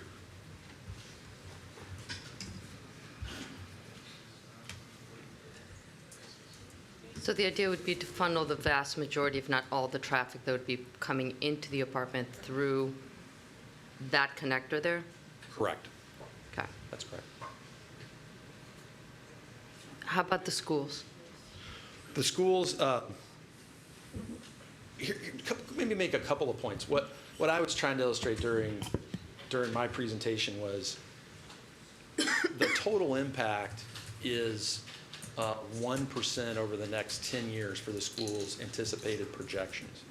That equates to, because we're in a TIF district, again, not a TIF district that we created, we're in one. So it's true, unless you're a single-family development, anything that generates increment is not going to go to the school corporation. Hey, Matt, can I ask a question about that? Yeah. Is that the money you're talking about, that's the real estate tax, and the real estate tax is used for the capital investment in the school corporation. It's not the operating money that we get from the state. It's $5,000 that was mentioned earlier by one of the speakers. That's right. That's right. When they pass for the referendum, the property still pays its share of the referendum for operating and for capital. So it's the other part of the school's budget that relates to the portion that comes from property taxes, which is capital spending. So the referendum wouldn't apply to the new, the apartment complex, right? It would apply. It does apply. But where does that money go, though? It stays in the TIF? No, it goes to the school corporation. It does go to the school. Goes to the school corporation. They pay their share of the referendum expenses. And then with regard to the state money we get, the approximately $5,000 per student, this TIF has no impact on that, or does No that impact money on that. still go to the school? Correct. So when you factor all those things in, come up with about a $49,000 a year anticipated shortfall if you have the 18 students. And what we're saying is that on day one, once this project is fully assessed, it will generate, even if 80% of it goes to bond payments and 20% of it flows through, it generates $100,000 a year in property taxes. And what we've pointed out is that the town, once the debt service is accounted for, can simply let excess pass through the school corporation, and Indiana's redevelopment laws specifically contemplate a city or town's ability to do that to make the school corporation whole as a way of addressing a potential issue that results from the inclusion of an apartment in a TIF district, which is a completely common thing. So we can mitigate the impact on the schools. Absolutely. Through an action of council or the committees and the RDC that feed into the council. Correct. And what we've tried to do to make that enforceable against ourselves through this commitment, and I'm not saying it's the only way to do it, but what we've fashioned for you is a commitment that says any development agreement pertaining to the construction of public improvements relating to this project, so a development agreement that we're a party to, will include such a provision to make the school corporation whole. Talk to me about the parking and the way of life issue, because it seems to me that this is offering 90 spaces, is that correct? Correct. But I'm hearing that they're not going to be available after 5 o'clock. and that you need stickers and so on. So this kind of offsets the concept, right? So tell me about that. If that were accurate, it would definitely offset the concept. Why is that not accurate? It's not accurate because what the parking spaces, the 90 surface level spaces will be available to the public during business hours. What you're not allowed to do is to park your car overnight. So like after midnight. And the reason what we're trying to do there is not to impede the business activities for, a Rush on Main or a Friendly Tavern, but to create an incentive for our own tenants to park in the garage and to be able to have some control over their guests so that if their guests are going to be there, we know who they are, they've paid for it. It's a control mechanism to maintain that the parking is available to the general public. It's not being used by the tenants or their guests. As opposed to what we see now today on Main Street, where a lot of the criticism you hear about parking being available for clientele is that it is used for the businesses themselves. We're trying to avoid that very situation. Is this going to be taxed at 1%, 2%, or 3%? You taxed at 2%. 2%. Yeah. Matt, real quick, going back to parking, if I have a one-bedroom apartment, my wife wouldn't let me get one, but let's say I did, and I had a visitor that was spending the night. She really wouldn't like that. No. She really wouldn't like that. And I have one spot. Not sure where we're going. Yeah, I promise I'll get to it. Where is my visitor parking? If my visitor can't park in those spots overnight, I have one spot that comes with my apartment. Where is that person parking? Do they have to park in the village? No, they can park in one of those spots, but they have to have a pass to park overnight. You've got to A temporary pass or a permanent pass? A temporary pass. Okay. Yep. I'm sorry. Nope, I appreciate the opportunity to clarify that. Will the residents all get temporary passes, or do they have to pay the apartment complex to rent the temporary pass? So one spot is included with your rent, and then what John Hart's one parking space is included with your rent. If you have two cars, they make it financially into your advantage to rent a second parking space rather than to try to use the temporary parking pass method. But you get one parking spot per bedroom, correct? So if you're leasing a two-bedroom apartment, you get two parking spots. Let me clarify what that is. So That's why we get to ask questions. That's why you get to ask questions. That's right. So we have parking that can accommodate a parking spot for each bedroom. One of those spots is included in your rent. The second spot is incentivized so that you take advantage of that rather than trying to do an end run around it by parking in the ground level spots at the bottom level of the building. So I'm not clear on this visitor parking pass thing. So the visitor parking pass obviously has to be displayed, but is that does it expire, or is that something you could just throw in your car and keep parking there? Or? No, my understanding, and I don't know if someone from the J.C. Hart team would like to explain maybe a little more. We've had a lot of discussions about this. My understanding is that it would expire, and that it's also not something where they want to have a habitual use of the pass. John Hart, J.C. Hart Company. The idea is that we're trying to not encourage people from outside the area to come in and park in these spaces overnight. So we would issue parking passes to people that have chosen not to rent a parking space in the garage facility. Understand that it's very convenient to park in the garage because of the multi-level buildings and the multi-level parking. They're going to get parking spaces on the same level of where their apartment is. So there's going to be a desire on those folks to park in the garage and be on the same level where their apartment is. If our residents have guests that come in on the weekend, we will issue a temporary pass to them so their guests can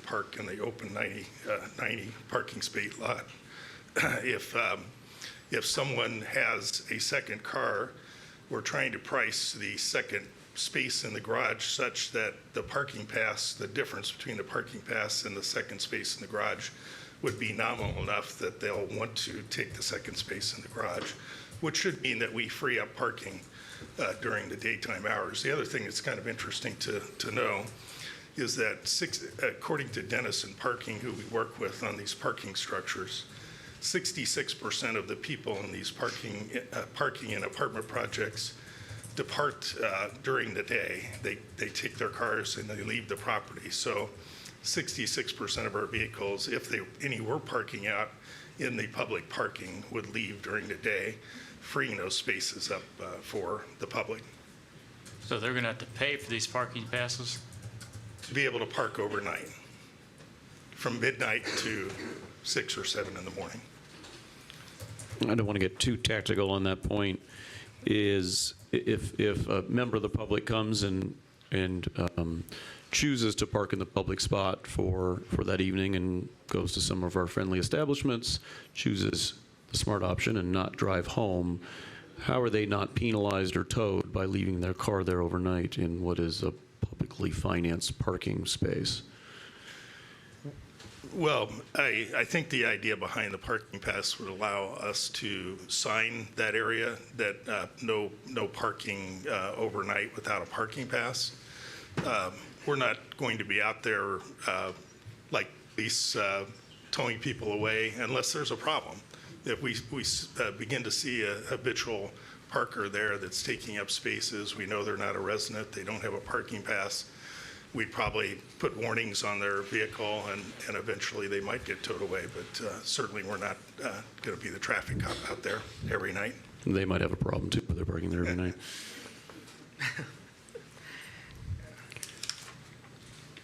Matt, has this, and I can ask this of Wayne as well, has this process in any ways been fast-tracked? Is there any sort of special... I'd actually prefer it come from Wayne, if you don't mind. Yeah, that'd be great. Wayne, could you come up? That's a good point. Wayne, could you come up and answer just the process as this relates to, well, this is certainly a higher visibility project, the process that this has gone through from a town and zoning and planning commission, town council standpoint? You know, this process that the staff has seen is a very typical process, one that others have engaged in routinely with the town. The town has a filing schedule which is publicly facing, a 30-day hearing schedule. All that information is out for the public. We routinely meet with folks with that in mind. We have pre-filing requirements, meetings, people providing information to us related to those, but until those projects are on file, the town staff thinks of those as speculative. But yeah, this process that we have seen, again, is routine, normal, customary, and nothing that I'm aware of has been accelerated in any step. Thank you. And Wayne, before you go away, since I've got a question for you. So in the comprehensive plan, this area is, it states that ideally there would be retail and office space on the first floor without residential, as I understand it. Can you explain to me kind of how this fits into the comprehensive plan in your judgment? Certainly. So with the comprehensive plan, the look and requirement is to pay reasonable regard to that. That is your test, if you will. However, it's staff's opinion that this project exceeds that standard. With the request in front of you, the comprehensive plan embraces all of those land uses. The project, yes, it does propose residential on the first floor. That is the lone deviation, if you will. You do find that characteristic currently in the village, in the commercial district. It's not a preponderance of the uses, but there are commercial uses that do have single family on the first floor. This also as well embraces serving as sort of a buffer use, if you will, with the single families that are proposed to the east, or to the west rather. Matt, I have a question about the local option income tax. Have you guys put together an assessment? Would that be what that dollar amount might be? We have. we estimate that it'll be a total of $213,000 a year in total local option income taxes. And then you have to calculate the distributive share that goes to Zionsville, and it comes out to, I think, approximately, we've got it exactly, but $61,000 a year, which is allocated between the public safety local option income tax and then our basic county option. So Zionsville only gets less than 60% of the local option income tax now? Based on the. It used to be 50-50 kind of. Based on the we looked at the calculations based on the last iteration of distributive shares. I did note that the town is going to receive I understand a gross up from previously withheld local option income taxes in the amount, I think I read, of $500,000. So they may be doing some adjustments there. But yeah, that's the percentage that was based on the last iteration of the distributive shares that I've seen through the DLGF. Okay. And then second question I have is we've got a lot of communication regarding concerns with drainage and the creek, and kind of secondhand I'd heard that some of the activity here was going to be directed towards improving the status of the creek, particularly behind Canterbury Farms. Yes. Stables. I appreciate you raising that. Really the very first step that Glenn Hoagie and Tim Dahl took, they're both civil engineers from Purdue, and they did not want to, they realized that this petition would be high profile, and they did not want to have the community spend its time on the project if it was not a developable site.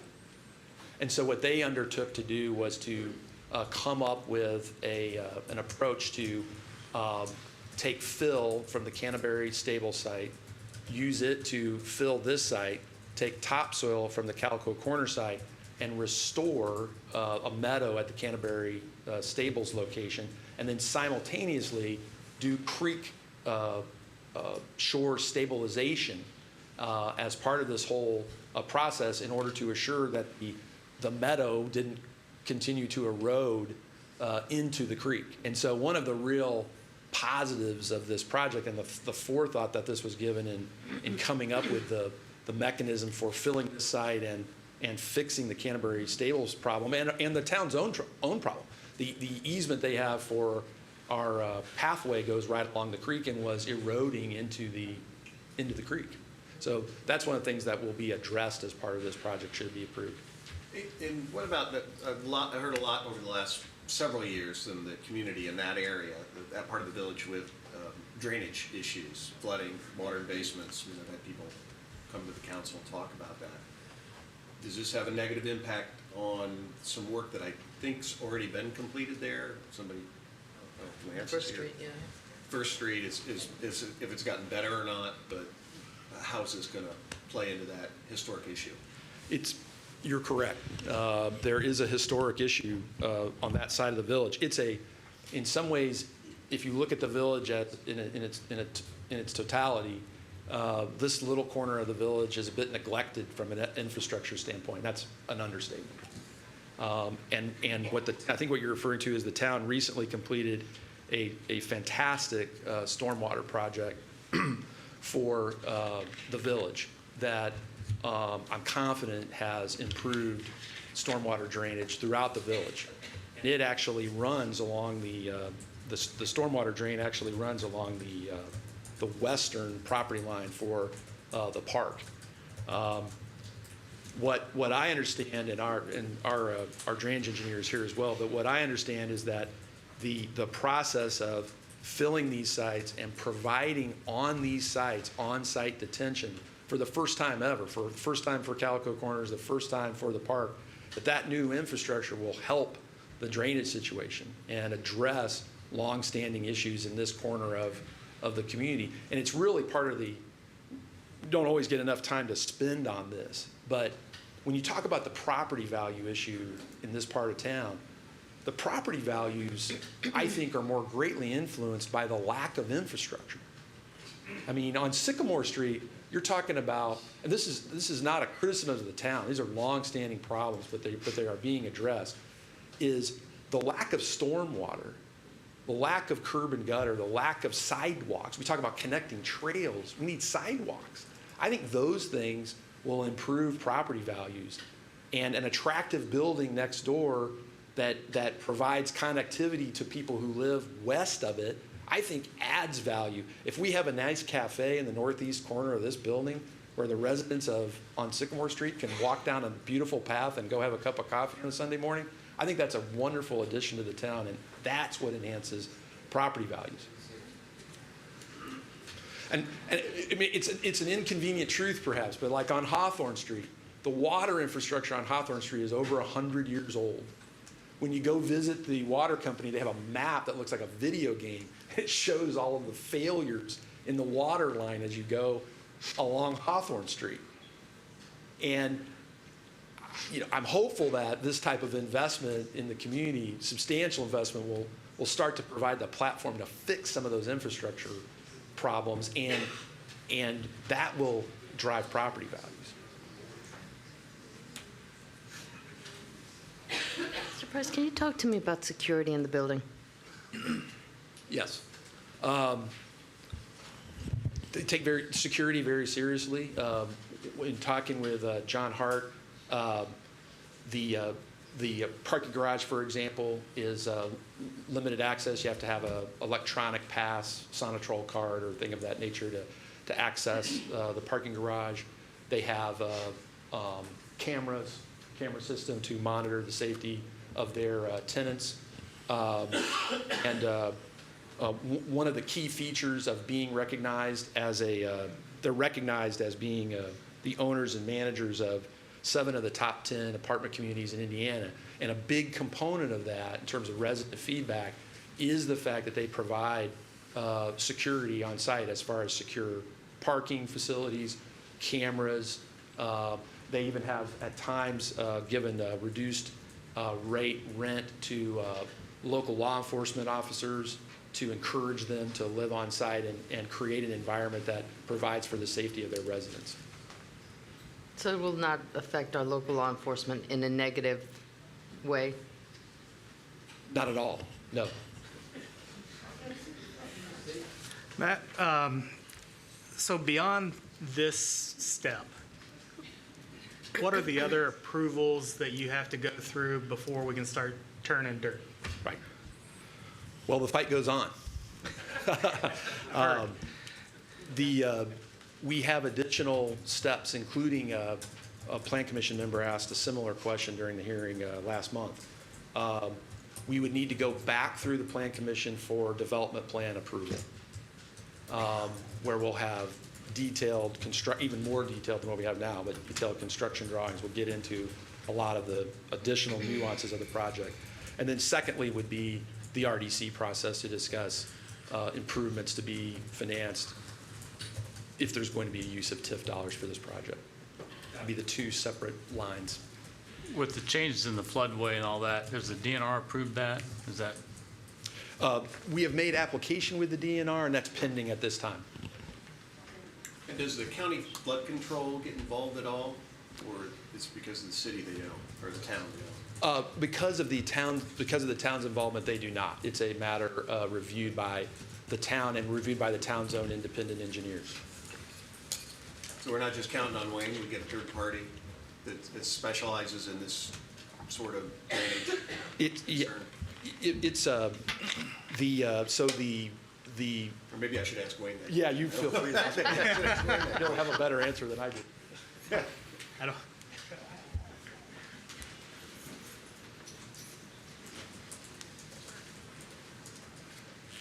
Thank you. Yes, the town has its own street and stormwater department, and there's, with that staff, the town, the Assistant Superintendent of Stormwater, Michael Susong, PE.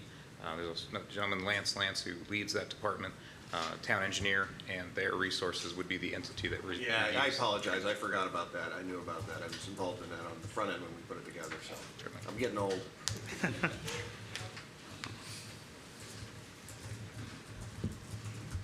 Other questions? Any counselors? Any closing statements? Yeah, I'll just share. I spent quite a bit of time in Chagrin Falls, Ohio. Very similar place to our beloved Zionsville. Horse community, old village, lots of walking, and they faced a similar challenge, and they had an apartment building go up. So I've seen both sides of it, and I think that a lot of the fears of the apartment building were not realized, and the commercial benefit was exponentially higher than they expected. So I would just recommend that before we go forward with an assessment of the negatives or the positives, we look at communities that have done this and have lived it that are similar to ours and make the decision based on that experience. So it's been a long night. We're on our hour number 4. I want to thank you all for being here and participating in this process, including those in the overflow upstairs. I know that's a pack too. So I wanted to kind of lay out my thought process here and the work I've done to get to where I've gotten. I've got 13 pages of notes. I promise not to read all of them to you. A few thanks, J.C. Hart and Company. You know, I think as we have heard from the remonstration on this project, I've heard very little opposition to you or your company, which I think that speaks volumes. So I thank you for wanting to make a $40 million investment in our community. I think for the members of the public, I want to thank you. You know, zoning is one of the most personal things that exist here in government. So I appreciate your involvement in this process. It takes time, effort, money. I mean, you sitting here in uncomfortable chairs for 3 hours is appreciated. Your emails and comments at least have helped me ask better questions on these issues. For our speakers tonight, I know I've said this a few times, it's not easy to speak in front of a large crowd for an emotional topic. That takes courage. I respect that immensely. I was disappointed in a few people online that used that forum to criticize our town staff, their ethics and their efforts. They are just trying to do what's best for our community and what makes our community today. And I want to thank our Planning Commission. That's an excellent group of individuals that takes a lot of time to evaluate these projects, and their input is always welcome. I know they take those roles seriously, and it's a serious time commitment for them as well. So typically these are easy decisions. The Planning Commission does all the work, it comes to us, and it's very easy to say yes to those. You know, this project requires a lot more than just what the Planning Commission and their research. So, you know, if you think about the research I've done, you know, I certainly watched the Planning Commission meeting. I've read the petition. I've read almost every single statement that is in it. I've read and responded to the many emails on both sides, including associated materials that have been sent to me. And I've also spoken with experts in development, in apartments, urban planners, town staff, town councilors. As I've had those conversations, I keep bumping into the same thing, which is, oh, Brian already asked me that, Susanna already asked me that, and I met with Tom the other day. You know, I know that my counselors are taking this, and your counselors are taking this as seriously as I am. So, you know, as I look through my research, I really broke this into 2 categories. One is fact-based and one is subjective. So the facts-based answers I received, I'm comfortable with. Those can be quantified. It's the subjective ones that I struggled with, and really one of them, which is, will this change the charm and authenticity of the village? So that's the key question for me, and I talked to one urban planner. He told me Main Street is Zionsville's crown jewel and the core of our identity, and I agree with that. I don't think this project will change that. I think it will continue the evolution of Main Street. At least I hope it won't change, but hope is not a strategy. And there's one comment came to me very early that really stood out. Someone asked me early in the process, and Mr. Smith did today, what if you're wrong? You know, this is an important decision, and what if I am wrong? So that comment has stuck with me. Even if I feel this is good for Zionsville, what if I'm wrong and it does negatively impact the community? Because we can't go back. I've already seen a tremendous amount of negativity and animosity this proposal has created. I candidly worry about how the residents of the apartments will be treated by their neighbors, and the last thing I want to do is create an us versus them in this village. So I took the weekend to reflect on all the feedback that I've been given, the research I've done, the conversations I've had. I took a break to read The Economist magazine, which I realize is maybe not an exciting break, but the lead story was about how housing shortages on the West Coast and the hostility towards expansion. There was one quote that stood out to me in that article talking about opposition development, which is they want to freeze their communities in amber even though their children won't be able to live where they grew up.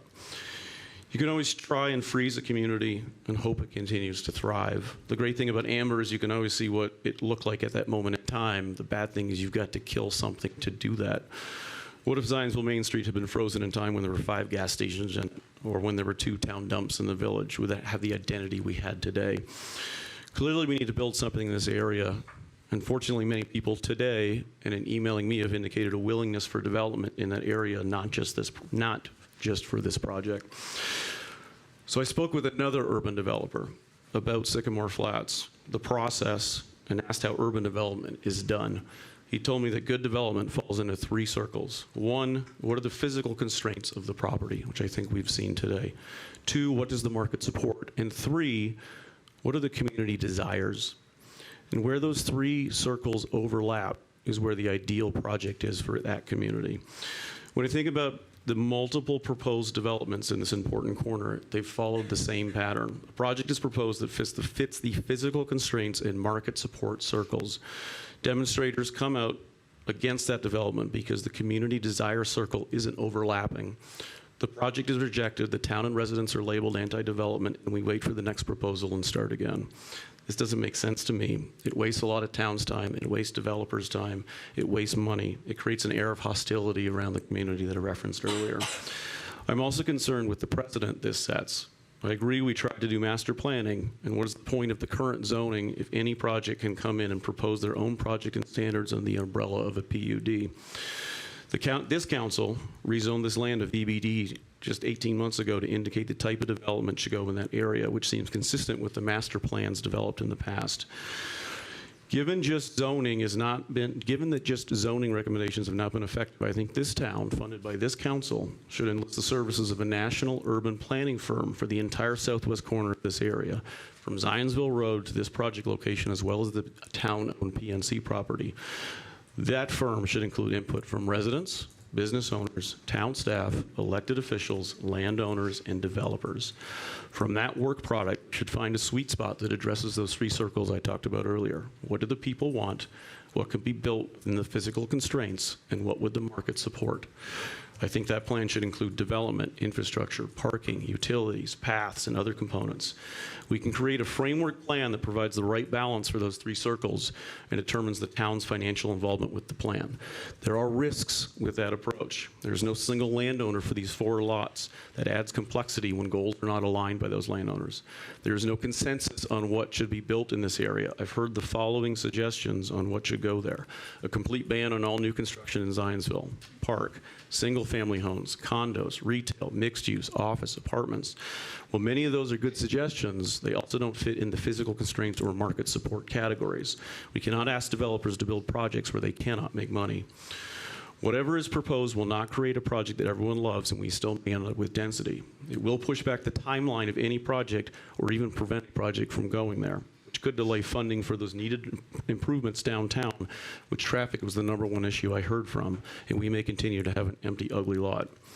Any larger project will also most likely require tax dollars, although I would argue that if Sycamore Flats project does not work without a heavy reliance on TIF, then it is not viable within the physical constraint circle I described within the proper urban planning.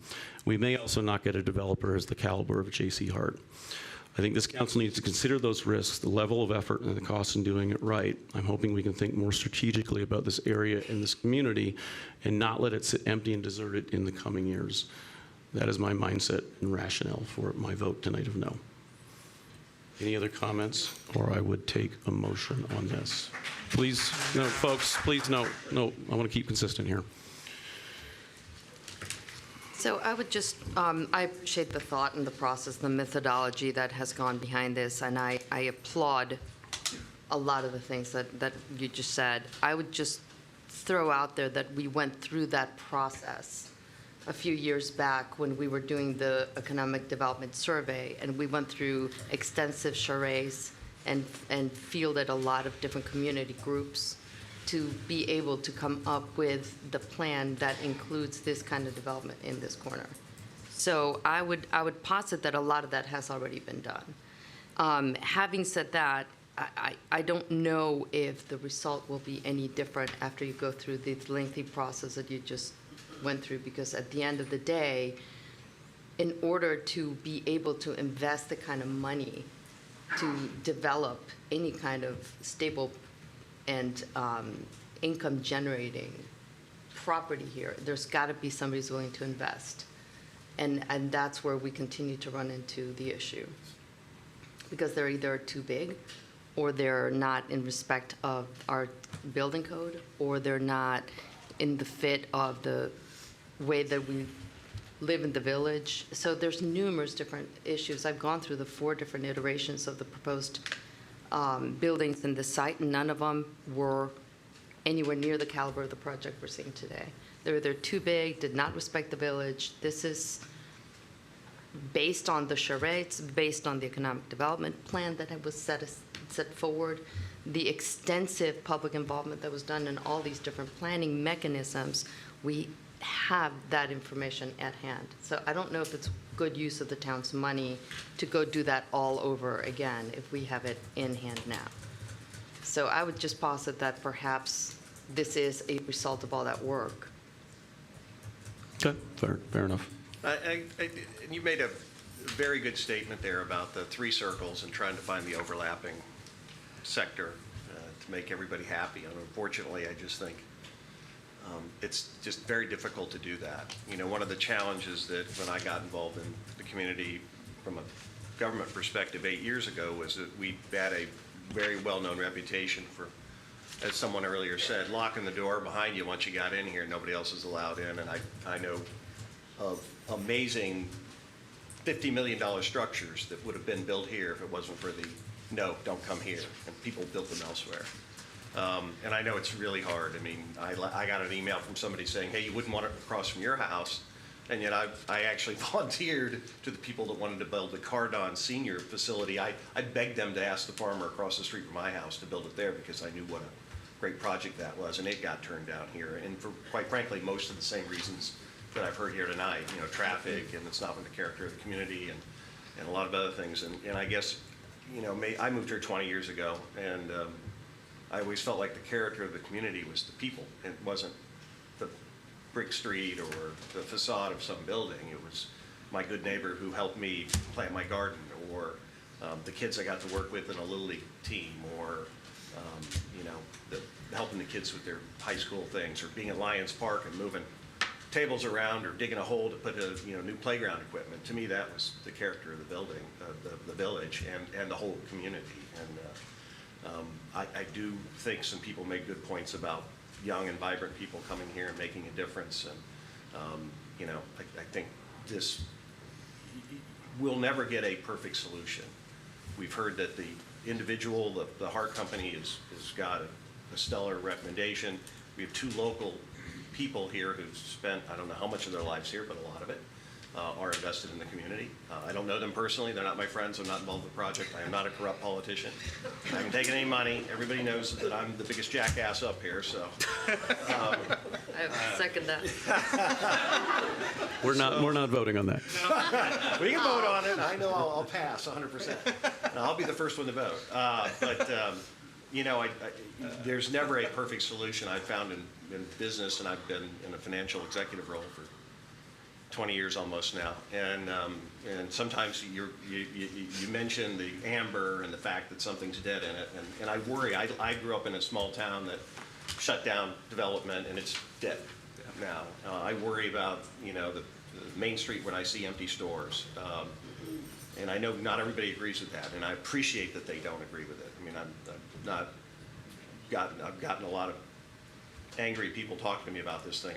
I don't shout back at people. That's not what I want to do. But I do think that there's enough positive aspects to this to make it certainly worth a strong consideration. And I think the other thing that people need to remember is that because it's in a PUD, it actually you basically have to keep going back to the trough and getting approval every time. It's not like a blank check. Regardless of what we decide here tonight, it's not a blank check for anybody to do whatever they want. There is constant oversight, constant going back and getting approval, and you know, you can't deviate from that. And I think our Planning Commission is a very strong group of individuals who have consistently kind of, held people accountable for their actions. So I do think while there are positives and negatives, I do think that some of the negatives are outweighed by the positives on this one. But that's just my opinion. I put that question towards these planners about, we've got a lot of people that are against this. How do you bring all these people together, and is that even possible, right? Because I don't want to go down a rabbit hole that we can never get out of. And the answer was, I speaking for them, I've seen this before, and you're right in the sense that there are a lot of things that people may want that aren't feasible. The idea of single-family homes on these lots are not probably economically feasible given some of the floodplain, but there are pieces that I think that people do want that can be profitable, that can be supported by the market.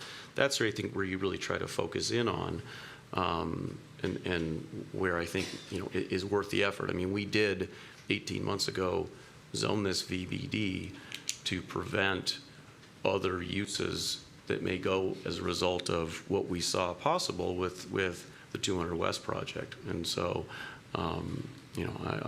I stand by, I certainly respect your opinion there, Tom. I stand by what I think is a more engaged process. And Councilor Suarez, I certainly was not a part of those earlier processes, so I don't know how the community was involved. I sense, though, given the people I see out here, that they don't feel they had that voice, which is where I was coming from with the concepts that I talked about tonight. If there's any other comment or if there's a motion, we can continue on with the meeting. I'm going to move for approval. I've got a first from Councilor Suarez to approve. Is there Second. a second from Councilor Hopper? I'm going to do a roll call vote Before we here. vote. Yeah, sure, absolutely, Kevin. Now, have the review with us. If we vote for this, it goes approved. If we vote against it, Is to disapprove the petition. A vote of yes is to approve. Yes, because you have a motion to approve. Yes, and a vote of no is to disapprove. And if it gets rejected, is there a time period that they have to wait to file another? If it gets rejected, so maybe just would be helpful to go through sort of the procedures, because it's been 4 hours since we talked about them at the beginning. Is that Great. Yeah, please, thank you. Okay, because it does get a little bit confusing. So this is your first regular meeting, and so just a reminder, when the Plan Commission certifies the petition to you, you have 90 days to take action. So if you adopt the proposal, which the motion is to adopt the proposal currently, after the requisite period of time for an ordinance, which is typically 30 days publication, then the Plan Commission's petition would take effect. If you reject or amend the proposal, it would go back to the Plan Commission. Then there's a set of procedures that the Plan Commission would have to take. They have 45 days to take further action. They can either approve any amendment that is proposed by the council. They can also do nothing, and the council's proposal would stand, or they could reject the town council's decision. And if that were the case, it would have to come back before the council, and the council would have to reconfirm the vote that previously had been taken. So you've got some procedure in there, some additional timelines. And so you also have the instance where there, could be a tie, and we can talk about that if we get to that point. But so right now you've got a motion to approve. So a vote in favor would be a vote to approve the petition as it was certified by the Plan Commission. Thank you, Heather. Any questions on that? Okay, I've got a first from Councilor Suarez, a second from Councilor Hopper. Councilor Schuler, how do you vote? Yay. Councilor Hopper? Yay. Councilor Suarez? Yay. Councilor Traylor? Aye. Councilor Garrett is nay. Councilor Spies? nay. We have a tie. It's like I knew that might have happened as I foreshadowed that from the comments that you all have been making. So it takes a majority vote to be able to approve the petition. A tie does not mean that the petition has failed. So you do have a 90-day window in front of you, which means you could recalendar this for a future meeting with all 7 council members present, and then you would have all 7 council members voting one way or another. If you do nothing, you let your tie vote stand, it will approve the petition as it was certified by the Plan Commission, so it will take effect. So there are 2 upcoming town council meetings, one on the morning of May 20th at 7 a.m., one in the evening of June 3rd at 7 p.m. I might suggest, just for your consideration, the evening meeting, particularly given the fact that one of your council members just had a family member pass away. It's going to be a short time frame, and I'm sure a lot of communication will come his way as a result of the tie vote this evening. So I think out of respect for him and out of respect for the public to participate, you might want to look at the June 3rd meeting. And that still puts you within the window. And again, should you not, do you have another tie vote, or should you just choose to do nothing? You're affirming basically the petition. So can I then, I'll make a motion to table this vote until the June 3rd meeting. Yeah, you can leave your tie vote. It'll just stand. Since you've already voted, I think you will need to come back and make a different vote. You can't sort of table the motion after it's occurred. No, I'm making a motion to table. But you'll bring back the activity for a future vote. Is that? That's what I'm. Okay. To Councilor Suarez's point, because I have business travel on May 20th, I cannot move, so I would prefer if this is on June 3rd. Can we petition it here so it's on June 3rd so that the audience is aware of when this will be voted on next? And there's certainly no obligation to take additional testimony. In fact, I think all the testimony you've taken this evening, my recommendations, you would come back and you would reintroduce this and you would vote it again at that time. At that time, council can continue having discussion. Correct. So there's a vote, or I'm sorry. There's a motion. The council could have discussion, but not the Yeah, public. correct. It would be my recommendation as your counsel that would be fair. And there is no, you've already heard testimony. There's been 2 opportunities here for testimony by both sides as well as presentations. So it seems to me that there would be ample time for additional discussion between now and then. So Councilor Suarez has a motion to table this until June 3rd. Is that a motion that? Yes. Okay, then I would second that motion. All in favor? Aye. Any opposed? All right, this will be tabled till the June 3rd evening meeting. We're going to take a 5-minute recess before we can continue for anyone that was not want to continue on our journey here tonight. We'll start back here at 10:40. Thank you. Board meeting.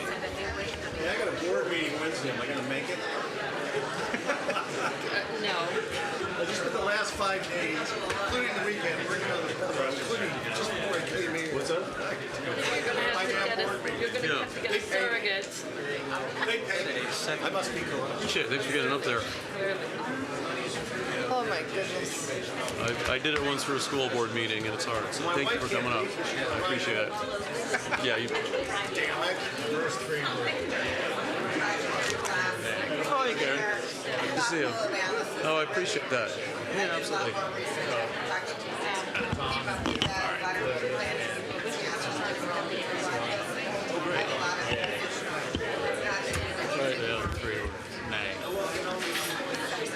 Yeah. There's been a lot, but I always like more, so thanks for coming up. Oh, I'm sorry. You know what? Thanks, Sarah. Sure. Yeah. Like I said, everyone else's homework helped me. Yeah, thanks. You're welcome. Thank you. I appreciate it. Thanks for speaking tonight. Good for you. Thank you. Yeah, I think that was a great. Mike, good to see you. Appreciate it. You don't think it's going to take about 10 minutes? Do you? No. Oh, I got so many. Good to see you. Thank you. Oh, you're welcome. Hey, guys. Mike. You know how to run a meeting then too, so. Not easy. It's good seeing you. I'm so worried about the town making the same mistakes it's making. No, the last one is just a pretty quick one, and then we just got other matters and approval of claims.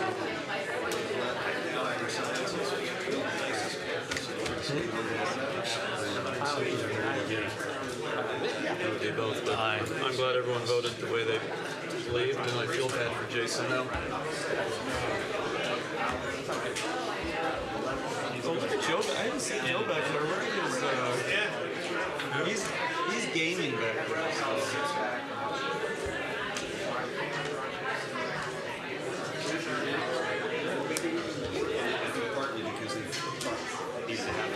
Matt, thank you for presenting. You did a nice job presenting.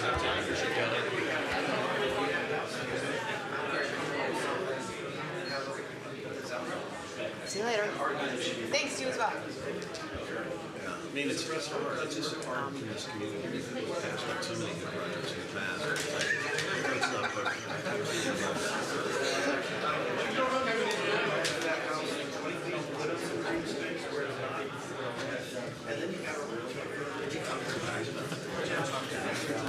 Thanks for coming. Oh, yeah. It's good to talk to you, or put a face to the name. So. Yeah. Sounds like a plan. Thank you. His project, that was always, every time I saw it, it was always 24 10 hours. So it was always. Pull up all my procedure notes.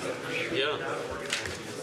Thanks for walking us through that. Yeah, no, I like had him all, and I one time mapped him out, and finally I found it. I was like, I don't know if we've ever had that in like 5 years. I thought I had that. You called it too.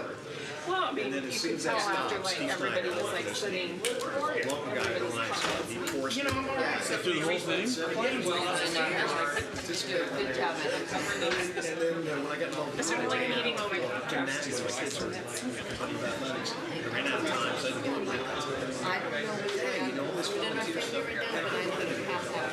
my dad was incredibly active. So, listen, I wanted to try to be on that side. That's what It's good. You don't like it. You know, I've tried to contribute. I have contributed to the community.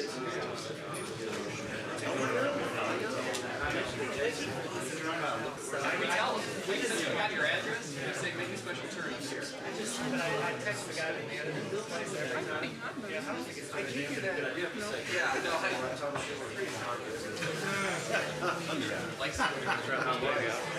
Let's wrap this baby up. She's smart. Hey, I'm undergrad economist. Sound good, thanks. Yeah, no, it's interesting. I'm Yale, but hey, wait a minute.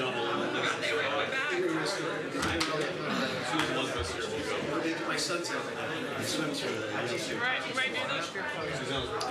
So my buddy coaches football there, Don Morrell. I don't know if you know Don or not. I love Don. He's a great guy. I met him by accident. He's been really good friends with a buddy of mine. I know Don very well. Oh, yeah. Well, he was at it. It was funny. When he was coaching out in California, his arch nemesis, but his best friend. It's been decorated. I heard that fizz, and I'm like, oh no. A friend of my buddy of mine is a doctor over at St. Bede's who actually called me before the meeting. Yes, we did. Tom, you better wear it. Yes, we did. All the doctors at St. Bede's just string you up. Yeah, we did the front end. Really, it was so long ago, I forgot. All right, if folks are ready, we'll run through the last part of this meeting for everyone sticking around here. There's a second piece of new business tonight. We've got a consideration of an ordinance zone map change to rezone approximately 0.6 acres from the PUD, Planned Urban Development Zoning District, to the B2 Urban General Business Zoning Classification. This is ordinance number 2019-12. Mr. DeLong, you have the floor. Thank you. Good evening. Pleasure to speak to you this evening related to this rezoning request that's in front of you. The town of Zionsville is the applicant. This would work to facilitate the transfer of 0.6 acres currently zoned planning development and is a part of Creekside. It is a slender piece of remnant right-of-way, if you will. Should be in the illustration that's been provided to you as a part of the certification. Changing the zoning would assist in facilitating with the sale of the property to an adjacent landowner who has presented a proposal to the Plan Commission to incorporate that acreage into their current improvements. It would allow them additional flexibility in expanding their parking lot, providing for future facade improvements and ultimate little bit of redevelopment for that subject site. Happy to answer any questions you may have. I have 43 remonstrators against this. We'll go through those first. Any questions for Wayne on this one? Do we know what they plan to do with these .6? It would be incorporated into their property. Their first step would be to use it to expand their parking lot. The RDC did ask them what their time frame was. They did not provide it's going to happen in 6 months or 18 months, but certainly in the next 3 to 5 years, they envision taking upon a project to expand their parking lot, ultimately seek some permits related to enhancements to the facade. Ultimately, they view bringing this parcel into the tax fold so it does generate property taxes rather than its status now. Is this the ag business? Is that? No, this would be the south side of the former Harris Chevrolet building. So it's the building to the west of the agricultural building. Okay. Hagerman, yes. So it's in front of it? Correct. Gotcha. Correct. So we want to put it on the regular tax roll? Can we do that? Urban general. Well, it would still be in the TIF district, which. Well, I guess that's I guess my question is, once it's part of the PUD, in order to remove this piece of the PUD, don't you have to open the whole PUD up? You do not. Rezoning this piece of property, which was already broken out by legal description when we platted, allows the parcel to be transferred away. The action of a rezoning would erase the prior zoning language, if you will, and the applicable zoning would be the straight B2 classification. So it's just because it's already platted as a separate plot, correct? Correct. Gotcha. And what I meant by tax rolls, I meant currently with the owner being the town of Zionsville, it is not, there is no increment that is being provided to the TIF district. Any other questions? I would make a motion to approve this request. Second. A second from Councilor Suarez. All in favor? Aye. All opposed? Ordinance number 2019-12 is adopted with a vote of 6 in favor, 0 opposed. Any councilor have any other matters to discuss tonight? I want to know who's buying dinner. Breakfast. There we go. You're buying for all those folks back there, too. I would go ahead and make a motion to approve claims. Second. Second from Vice President Traylor. All in favor? Aye. All opposed? Claims are approved by a vote of 6 in favor, 0 opposed. I'll make a motion to adjourn. Second. Second from Councilor Hopper. She's quick on the draw. All in favor? Aye. All opposed? We are adjourned by a vote of 6 in favor, 0 opposed. The next regular town council meeting. Postpone the adjournment until another month from now. Second. All right, I disagree. The next regular town council meeting is scheduled for Monday, May 20th, 2018 at 7:30 a.m. in the Zionsville Town Hall Council Chambers. Thank you, folks. Good job, team. Yeah. Well done, everyone. That's when we draw the line. A few things to